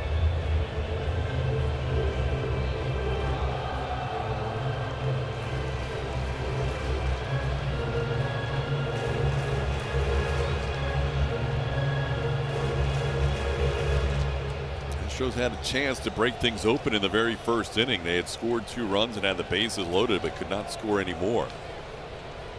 J.P. Sears settled in after that first inning, and the A's have chipped away with a run in the 4th and now a run in the 6th to tie it. There's a fastball for a strike, 1-1.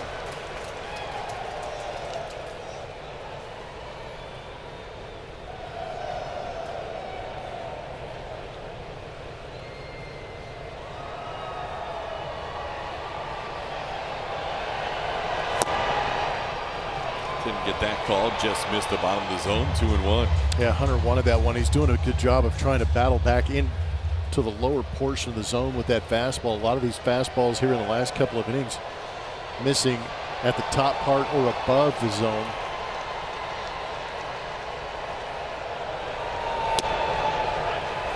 Get a little help.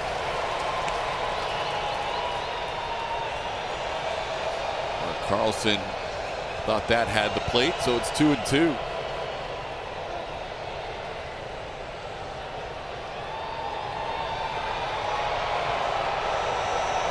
Ground ball, Pena to his right, makes the play. The throw is wide, but Abreu's there. Rooker has no place to go as Abreu applies the tag for the second out of the inning.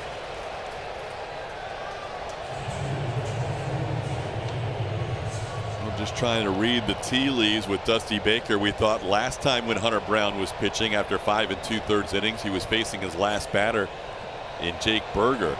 Berger hit a 2-run home run and then Brown would leave the game. But with a lefty due up and Brown is at 91 pitches right now, this could be the final batter for him. Astros don't mind Ryan Stanek against lefties, although as we have mentioned, Hunter Brown has done well against lefties this year. So we'll see how Dusty plays it out. But all of his starts, all 8 of his starts this year, Hunter has gone between 93 and 99 pitches. Delivers his 93rd pitch, which is fouled away. It's 1-1 on Shea Langoliers. No, I think you're right, TK. That's an astute deduction of what possibly could happen for Hunter Brown. As he was walking back before the previous pitch, he took a peek out in that bullpen. And you can kind of see him turn around and maybe refocus on that hitter, realizing this has got to be my guy to get through these 6 innings right here. That ball hit hard down the left field line. It is hooking and it's foul. It's 1-2.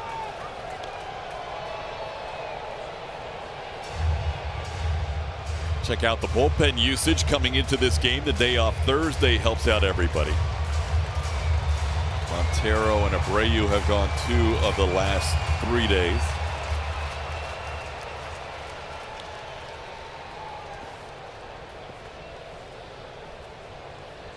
So it's 1-2 on Langoliers. Stanek basically in that mode of going every other day here in the last 5-6 days if he gets into this game.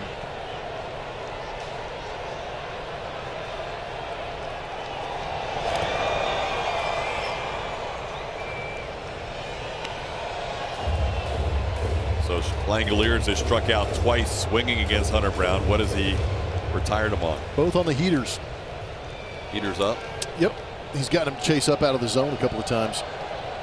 See if Maldi wants him to go back up there here with a 2-2 pitch. No, he tried to throw him the splitter. Now the count's 3-2, and now Hunter Brown has to make something happen here with 2 outs and his pitch count nearing the end of his afternoon.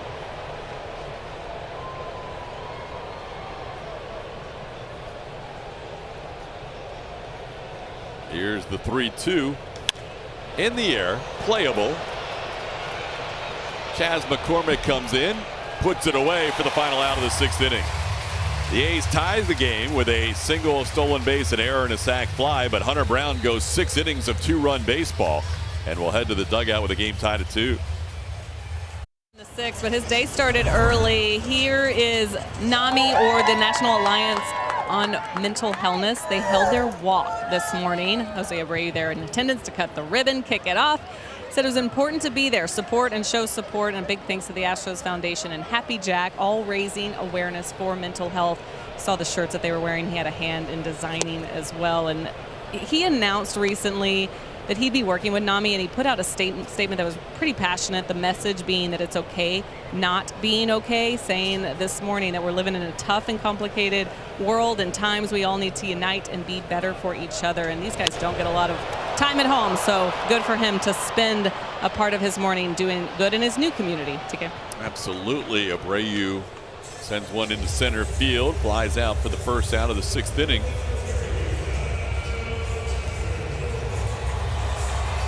JP Sears still rolling along. He is now retired 14 out of 15 batters after allowing 5 of the first 7 of the game to reach base. Here's Kyle Tucker, a single and a strikeout today.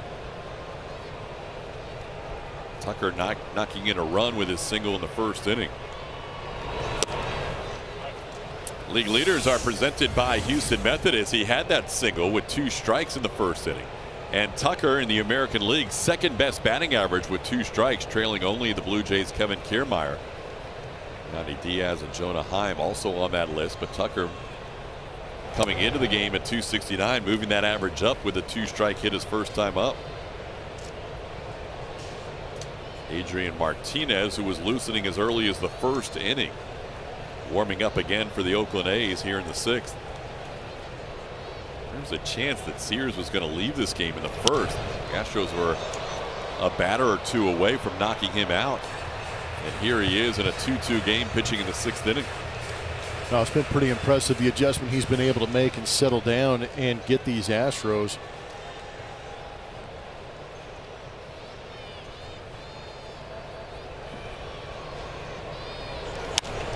Tucker sends one to left field. Playable for J.J. Bleday. He'll put it away. Tucker retired for out number 2.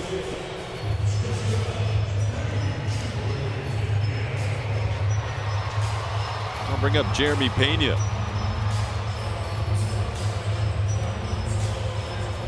Pena's 1 for 2 today, a single into right field.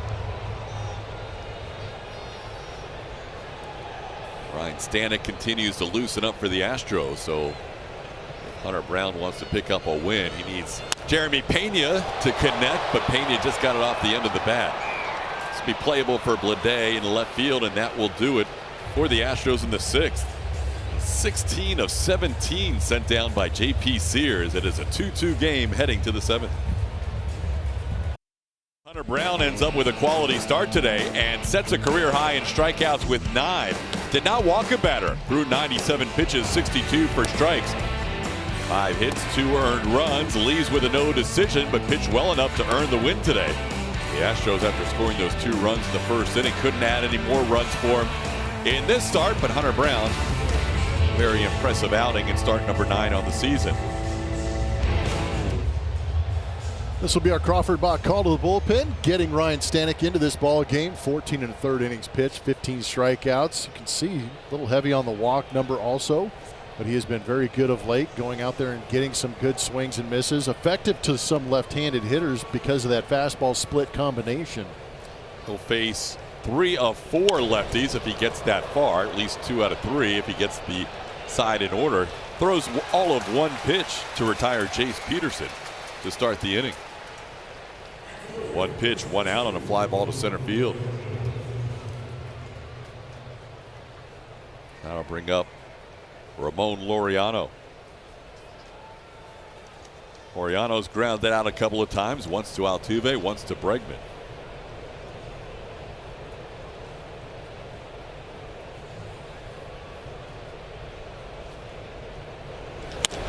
This ball hit in the air to center field. Ryan Stanek has thrown 2 pitches.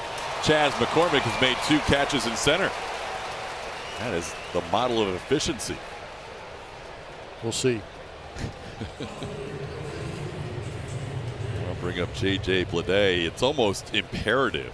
It's the old unwritten rule. Yes. J.J. Bleday takes the first pitch. 100%. I mean, he could shock the world and just swing at it and get out and speed this thing up a little bit. The A's do not normally play fast games. They have an average game time of 2:50, the longest in all of baseball this year. Auto take, Ryan knew it. Yeah, just pump it through there and get ahead.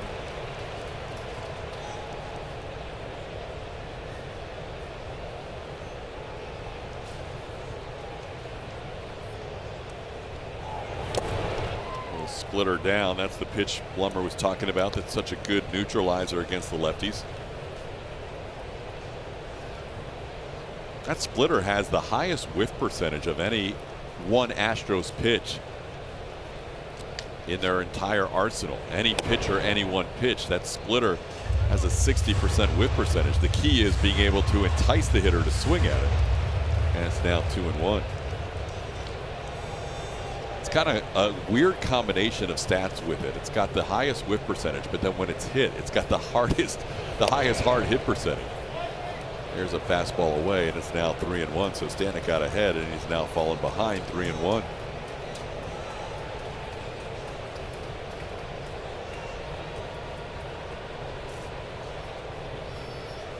Never faced Bleday before. And after that first pitch strike, he throws the next 4 out of the zone, and there is a 2-out walk issued to Bleday. Stanek will instead go after Tony Kemp here with 2 outs. He has faced Kemp 6 times, 7 times in all, retired him 6 times, and walked him in one of those 7 plate appearances. Tony with a hit his last time up, is 1 for 2.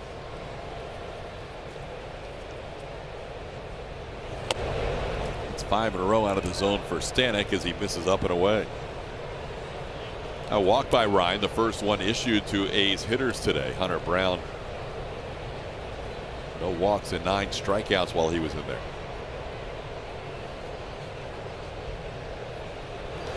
Ground ball foul. It's 1-1. A's bullpen is still looking like it may be ready to come into the game. Adrian Martinez has stopped throwing, but he is looking like he is going to come into the game in the 7th. Sears is at 92 pitches after 6. They got a great start out of J.P. Sears considering how that first inning went.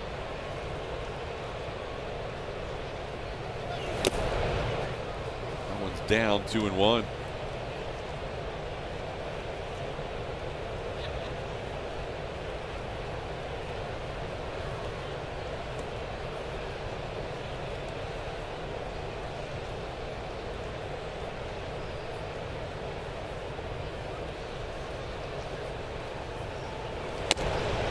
It is 7 out of 8 misses for Ryan Stanek. Is 3-1. This is his inning. There's nobody warming up, so he just has to dial it in after getting 2 outs on 2 pitches. Nick Allen waits on deck.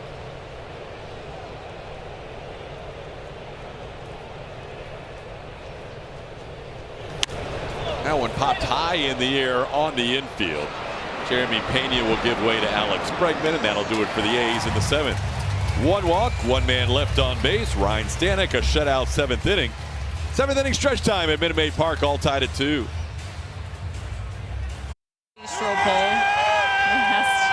Choose your Astros fighter. 2017 Jose Altuve or the 2022 Yordan Alvarez, and Yordan's going to take the win, but not by much. It was a close one, 55%. Thanks to everyone for the follow and for voting in today's Chevy Stroke Poll. Okay. All right, Julia, we look at those seasons that people voted on with Alvarez versus Altuve. Yordan's 2022 season versus Altuve's MVP year. Take either one of those. Yeah, take them at the same time in the same year. That would be incredible. Good job by the fans voting for 2 of the heavyweights in Astros Stroke Poll history. Yordan bettering Altuve today. On we go to the bottom half of the 7th inning. J.P. Sears' day is done. They will turn it over to Adrian Martinez. Get a good look at the numbers on the season for Adrian Martinez. 8 games, 20 innings pitched. 5.85 is at a ERA, 17 strikeouts, opponents hitting .276 against him. He has 1 game against the Astros. It was actually a start. Went 5 innings, gave up 4 earned runs on 4 home runs. Martinez is leading the coveted Christian Javier category that he won 2 years in a row. Lowest strike percentage on the first pitch as he misses upstairs for a ball. It's 1-0. Adrian Martinez only throwing a strike on 45.2% of his first pitches. That's the lowest total for any pitcher in baseball. 1-0 pitch grounded towards third. Glove there by Jace Peterson. Chas McCormick retired for the first time today. Chas went 1 for 1 with a double against the starter J.P. Sears. Commemorate the 2022 World Series with a customized brick. The World Champions Brick Program is on sale now. Personalize your brick today at astros.com/bricks and cement your legacy at Minute Maid Park. Here's Corey Julks, the DH, who was struck out and flied out to left. Takes a slider off the plate, 1-0.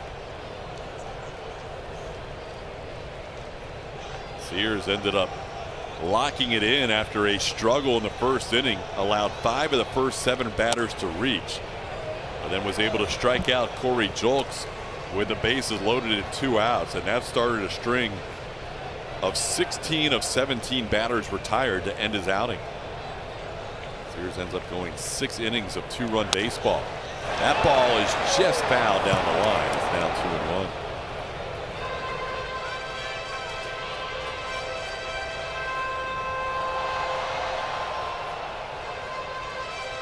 Schultz getting starts in back-to-back games against lefties. Played left field last night. Astros will not face a 3rd straight lefty tomorrow. Originally, Kyle Muller was scheduled to start for the A's, but they have changed that to the righty James Kaprielian. The Astros will end their streak of seeing lefty starters at 4, the last 2 of the Cubs series and the first 2 of this series. 2-2 the count to Julks. A little squibber to the right side. Noda went for the ball. Kemp will throw to the pitcher covering. Nice job by Adrian Martinez to get over. And there's 2 away. Nice recovery by everybody on that right side. Noda ran himself out of that play, but Martinez picked him up by covering. It's always a tough play for the second baseman trying to lead that pitcher to the bag on a overhand throw. Usually it's a nice gentle toss over there, but Kemp does a good job. Here is Martin Maldonado. Maldi's been called out on strikes a couple of times. Sears ended up with 7 strikeouts in his 6 innings of work. Yordan Alvarez is still 3 batters away. I would say it's very, very unlikely we will see Adrian Martinez still in the game at that point. Yordan is 3 for 3 with 3 home runs against Adrian Martinez. There's a single into center field. Maldonado keeps the inning going. Only the Astros' 2nd hit since the 1st inning. Maldi a 2-out base runner. Time to get out and play. It's driven by Toyota. Jose Altuve will go back and reminisce a little bit back in 2017 when he got off to an electric start in that playoff series against the Boston Red Sox. Game 1 of that ALDS right here in Minute Maid Park. 3 home runs. Only Astro to do that in postseason history. A lot of that history being made in the last 7 years. Altuve just missed his first home run of the season in his last at bat. Hit one down the line and left that was basically up on the train tracks, but just hooked it foul. Altuve bats here with a runner on and 2 outs in the 7th inning against Adrian Martinez.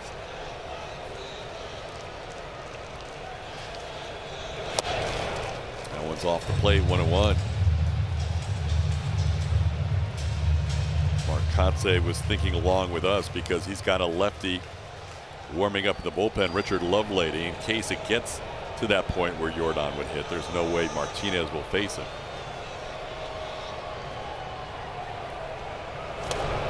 1-1 pitch is a changeup that Altuve misses. It's 1-2.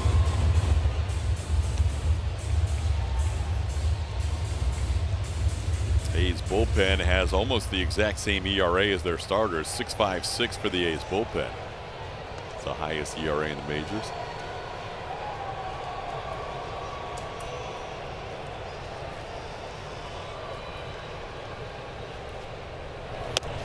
Off the plate, 2-2.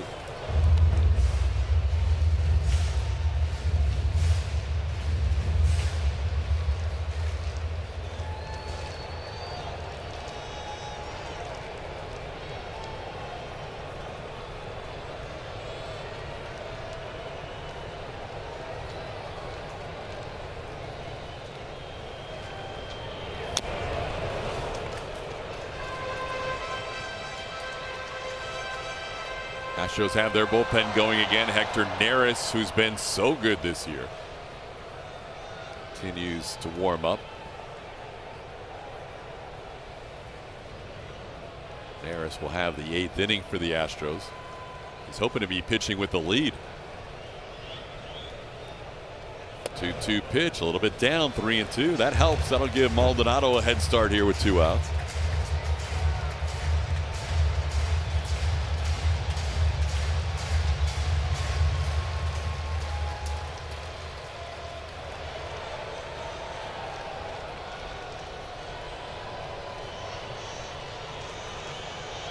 Aldi off with a pitch, and it is a ball called at the bottom of the zone. That could have gone either way. Martinez thought he had thrown a strike. Marcotte thought he had thrown a strike. But Mark Carlson's the only one whose opinion matters. May have just clipped a part of that MD Anderson strike zone. Martinez wanted that one badly. When you've only won 10 games out of 46 games, those are the calls that drive you crazy. You need every pitch. So Altuve ends up drawing his 2nd walk in his 2nd start of the season. Now 1st and 2nd with 2 outs, and now a word from Topo Chico. Crisp taste, legendary refreshment. Topo Chico Hard Seltzer, a real winning lineup. Scott Emerson will have a little conversation with Martinez here.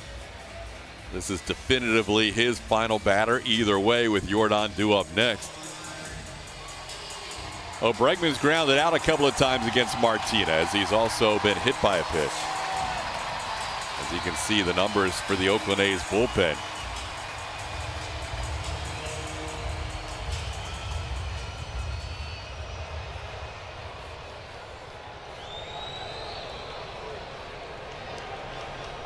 Bregman has singled, scored a run in 3 at-bats.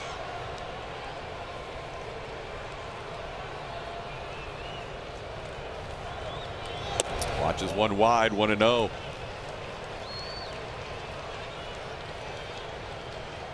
Maldonado started this rally with a 2-out base hit. Tony Kemp calls time. Tony wanted to make sure Adrian Martinez and Shea Langoliers don't give away their location too early with Maldi, the veteran, on second base. Tony's played with these guys before.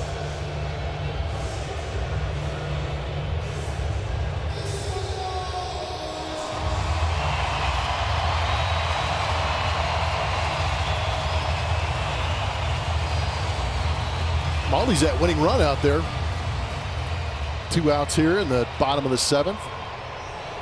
Yeah, but that's one thing. With the pitch com, you can't pick signs anymore, so you can pick location. So it's on the catcher to try and set up a little bit later and deke that runner at second base. That one's down, 2-0. But again, it's tough too when you're trying to do that against a team like the Oakland A's, who location is not necessarily a priority for some of these guys. It's just finding the strike zone. So you may be guessing away and the pitch may end up inside. Now Tony Kemp. Oh my. There's a strike, 2-1. That's just silly. He can't start behind. He can't start on that side of the infield. Can't we? That's a replay. That's a reviewable play.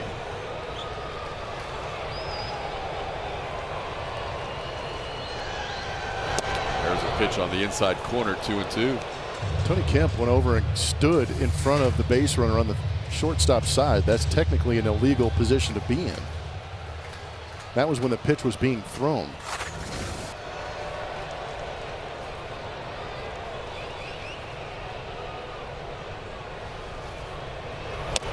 Off the plate, count goes full.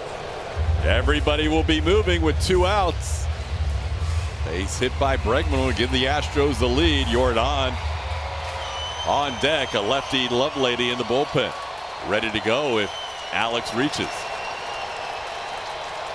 Alex has had a good homestand. He is 7 for 17 on this homestand with 5 runs batted in.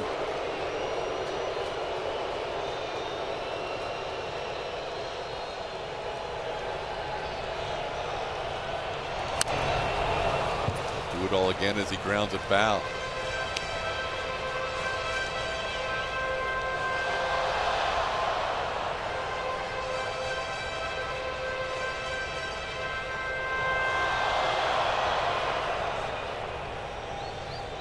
Astros led 2-0 at the end of 1. A's scoring a run in the 4th and a run in the 6th inning to tie it at 2. Now 2 on with 2 outs and a full count to Bregman.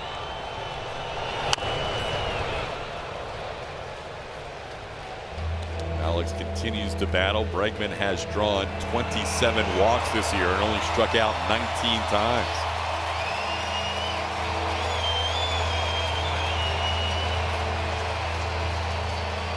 Walk to strikeout rate is second best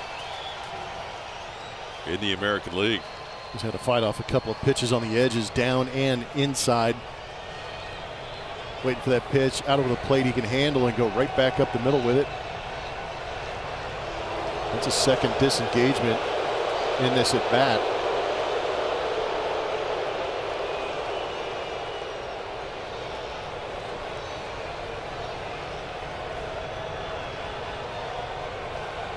Maldi get an even bigger jump right now and just go. Ground ball towards the hole from deep short. Allen's throw will be in time to get Bregman. Nick Allen made a fine play from deep in the hole at short to get Alex Bregman for the final out of the inning. Astros strand 2. We head to the 8th, all tied at 2.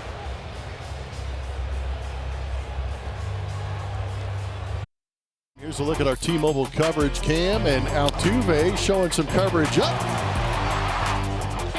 as he leaps up, showing some hang time with the catch. And how about coming down ready to throw and get Tony Kemp doubled off after that line drive snag. Beautiful play for Jose Altuve, showing up on defense. Altuve in his second game back, helping out defensively. Also has reached base a couple of times with a double and a walk and scored a run. So on we go to the 8th inning, all tied at 2, and the Astros go back to their bullpen. It's going to be Hector Neris. He's a workhorse out of that bullpen for Dusty Baker. 19 games this season, so this will be his 20th appearance. Opponents hitting 141 against Hector Neris. Neris will face the number 9 hitter Nick Allen. Takes one to the bottom of the zone for a strike. 0-1. It's the second time we've seen great plays made, and the guy leads off the next inning in this game. Altuve with that double play, and then Nick Allen with the play to end the bottom of the 7th inning. That was a really good play. Never panicked. Just went a little punch shot foul. Abreu will grab it in foul territory. It's 0-2. Bregman getting down the line at 27.8 feet per second, but Allen just beating him with the throw. Harris on a run as you look at his advanced stats on the season. 14 consecutive appearances, 12 innings. If he gets another scoreless inning, he'll match Luis Garcia for the longest scoreless streak this year. A little slow ground ball to short. Jeremy Pena will make the play. One shortstop retires the other for the first out of the 7th.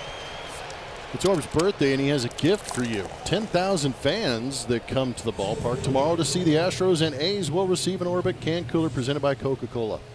Get your tickets at astros.com/promotions. First out of the 8th. Nick Allen grounded into, and here's Uri Ruiz. Singled, stole a base, got to third on an error on the throw, and then reached on a sac fly, reached home and scored a run. Was ruled an earned run against Hunter Brown's ledger, so 6 innings of 2 earned run baseball for Hunter Brown today.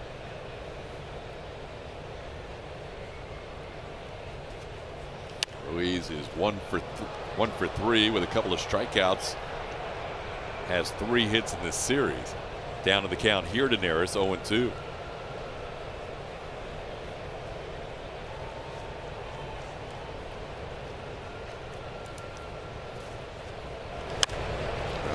Foul. Astros last night used Phil Maton, Rafael Montero, Brian Abreu, and Ryan Presley all for an inning. Tonight going to Stanek and Hector Neris. A little tapper, that'll also be foul.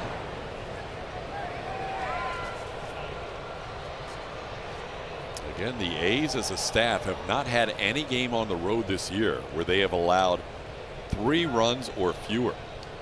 They've only allowed 2 today as we play in the 8th inning. They're playing their 22nd road game of the year.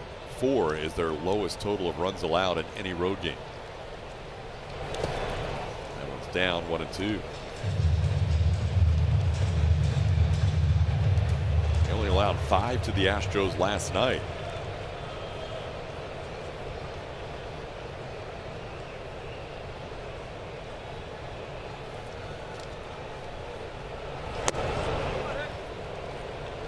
Upstairs 2-2. Ruiz is a 24-year-old rookie.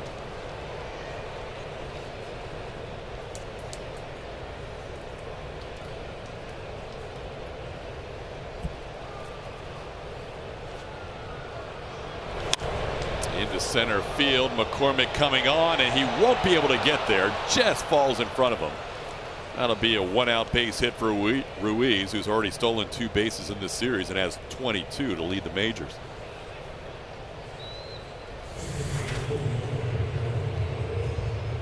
Pretty good at bat. I was hoping this would hang up long enough for Chaz to be able to have the opportunity to maybe lay out and make that catch. Just fell in front of him far enough to where he couldn't get to it. And we might be seeing Ruiz take off again.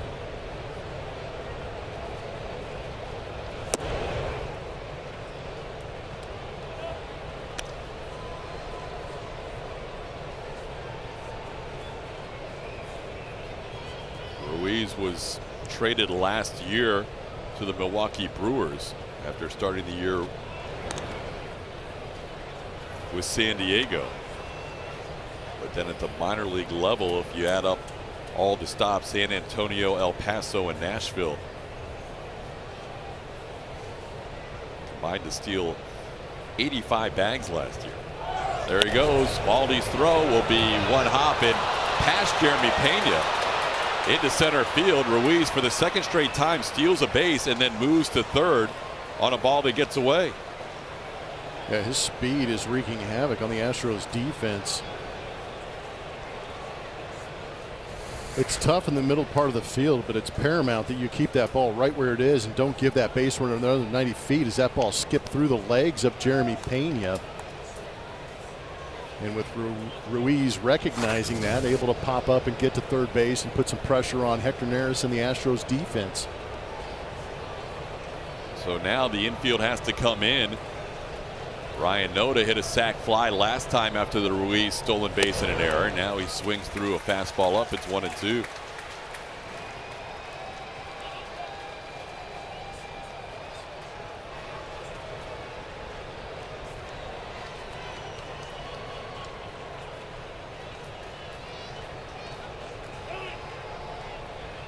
There was a great note on Ruiz talking about him being on pace for 74 steals as this game started today, and if he does, he'd be the first A's player to get to that 70 stolen base plateau since the great Ricky Henderson had 108 in 1983. I mean, if he stays healthy, he's well on pace. He's already got 23. So he's got basically one every 2 games that he's played in this year.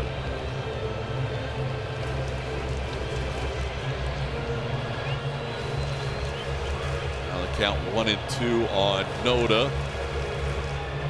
Neris looking for some weak contact on the infield or a strikeout here.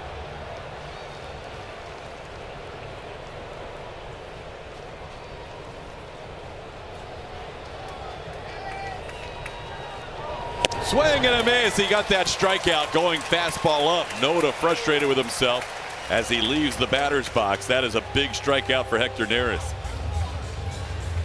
Time now to reveal our Name That Astro, powered by Reliant. Gave you 3 clues. Naval veteran, 10-timer club, presence on the bench. Who is that Astro? Of course it's Yogi Berra. A lot of people going to at ATT Sportsnet SW and getting this one right. Here's Brent Rooker, 2 outs and a runner on third. Takes one inside for a ball, 1-0. Rooker, who leads the team in RBIs with 31, knocked in a run in the 4th inning. He is 2 for 3 today, and he has been their best hitter all season long. Ground ball foul. It's 1-1.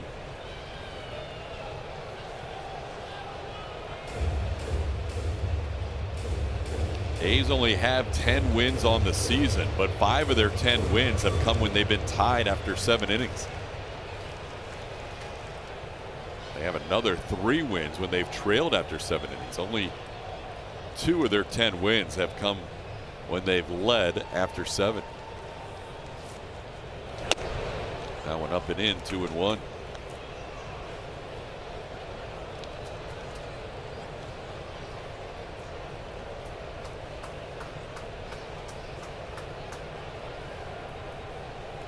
Astros trying to strand Ruiz at third base here.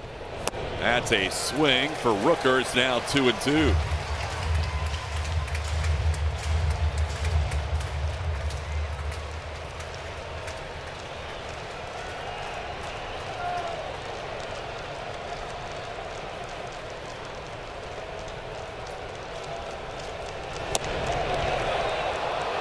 Full count. Fans wanted it. That pitch was in.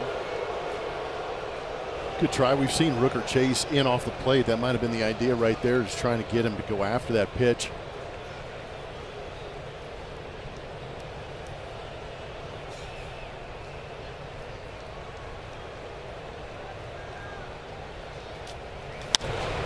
Fly ball, right field. Tucker.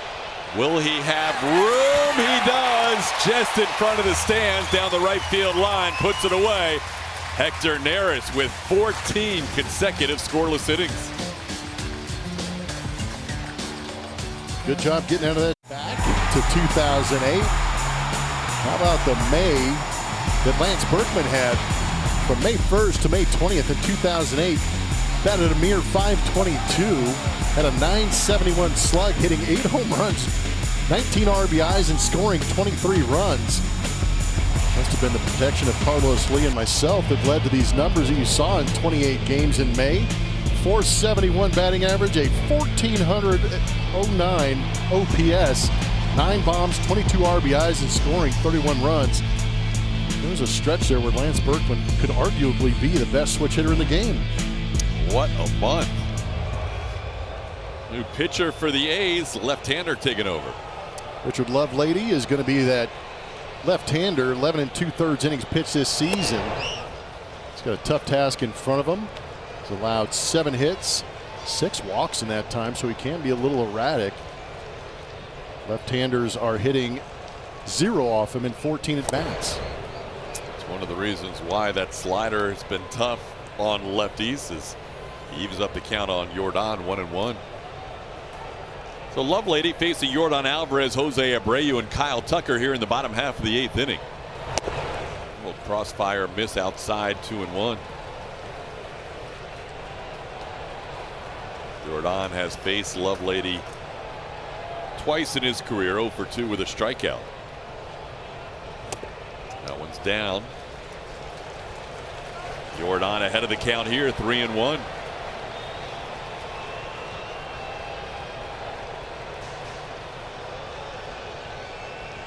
Only walked 2 lefties this year in those 16 plate appearances. Yordan hits one high, hits one deep, hits one out.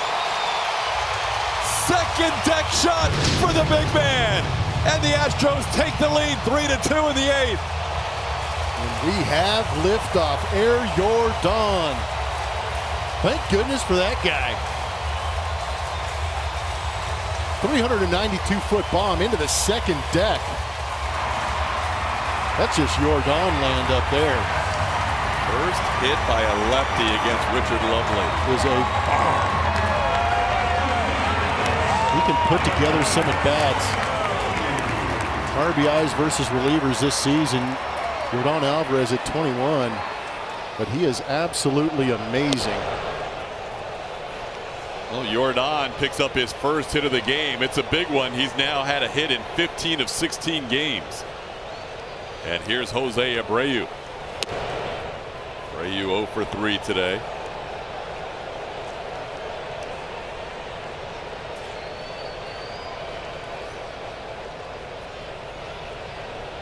Yordan driving in 2 of the 3 runs today. Kyle Tucker driving in the other run. So the lefties have all the runs driven in against lefty pitching today.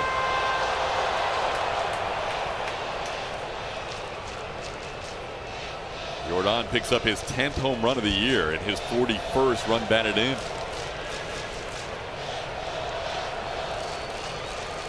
Ryan Presley loosening up in the Astros bullpen, with the Astros now owning a 3-2 lead. Abreu goes down on strikes. That's the first out of the 8th. Go back to that swing from Yordan. He went out to that outside corner. That's what's incredible on that empty Anderson strike zone. You can see that's on that outer third of the plate on a slider. He goes out there and gets it, and he still has enough power in that swing to put it in the second deck.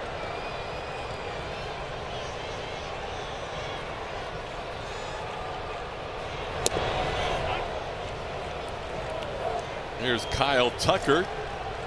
Tucker an RBI single and 3 at bats.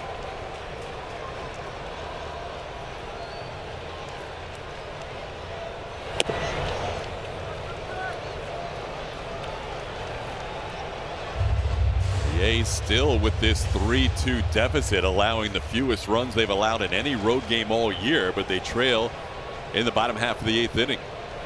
Tucker grounds one to the left side. Nick Allen is there with 2 big bounces. Tucker flying down the line, but he's thrown out for the second out. Some more swings from Yordan as he goes out and gets this one, puts it in that second deck. He knew it the entire way. Did a great job getting around that pitch.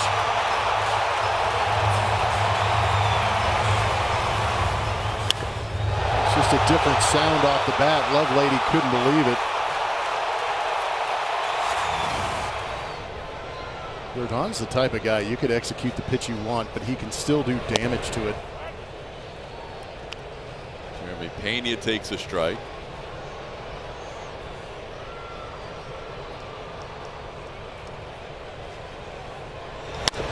Pena shoots one to right. Laureano is there. He'll put it away for the final out of the inning. The Astros get a leadoff home run by Yordan Alvarez to take a 3-2 lead. The big man up to 10 home runs on the year, and that was one of the biggest of the season. Sportsnet is presented by Honda. New vehicles arriving daily. Visit your Greater Houston Honda dealer today. And by Metro. At Metro, safety is our top priority. Astros led 2-0 after 1. The A's would tie them in the 6th inning, and now, because of Yordan Alvarez, the Astros lead once again and go to their closer. That'll be Ryan Presley for your Houston Astros. Pitched last night, went an inning, gave up a hit, nothing else. 10 pitches in doing so, finishing off that game yesterday. This is a save situation, so he is 7 of 7 in saves this season. Is Ryan Presley. It's good for tied for 8th in the American League. Trying to add on to it with a save tonight.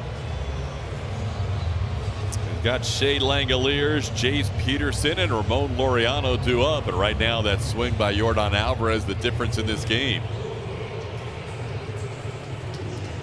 Astros winning last night 5-1. Presley facing 4 batters in the 9th inning last night. You will face Jace Peterson for a 2nd straight night. Langoliers goes after the slider for a swinging strike, 0-1.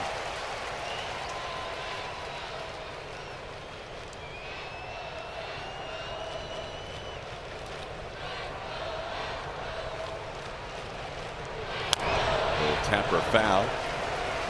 Presley getting ahead, 0-2.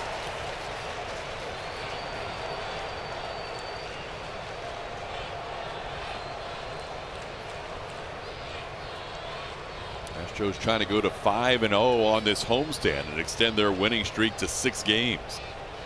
They currently have the longest active winning streak in the major leagues.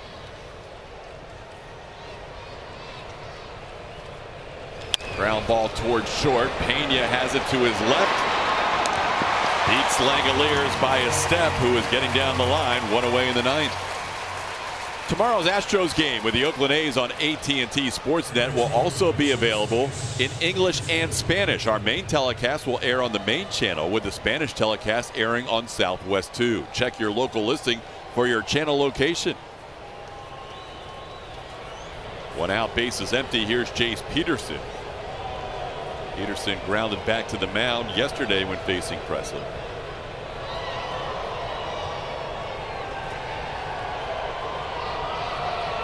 Hits this one up the middle, and that is going to be through for a base hit. Jace Peterson with his first hit of the game. A 1 out base runner for the A's in the 9th.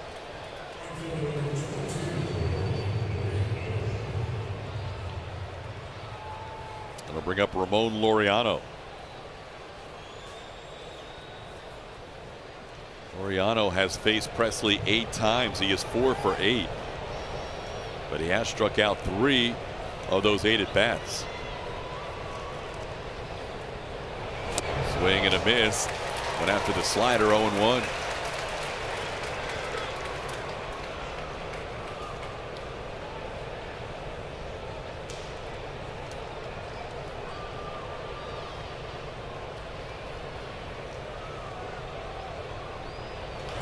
Little tapper down the 3rd baseline. Bregman gloves it in fair territory. Laureano retired. Fine play by Bregman to get out number 2. Great play by Alex. Tough situation. Had to come charging in right on that 3rd base line, so he wasn't sure if he was going to stay fair or foul. Makes the decision, commits, and makes a great throw to get Laureano for that 2nd out of the inning.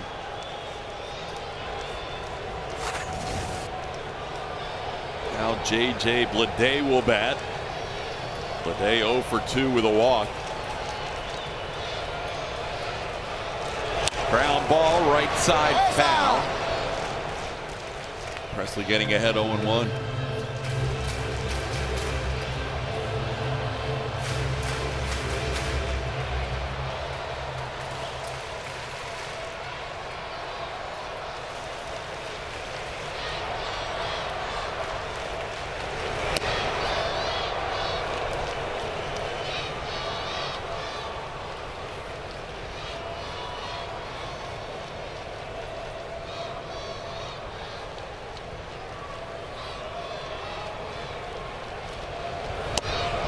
Close pitch, called a strike on the outside corner, 1-2 the count. 35,475, they'll all be standing.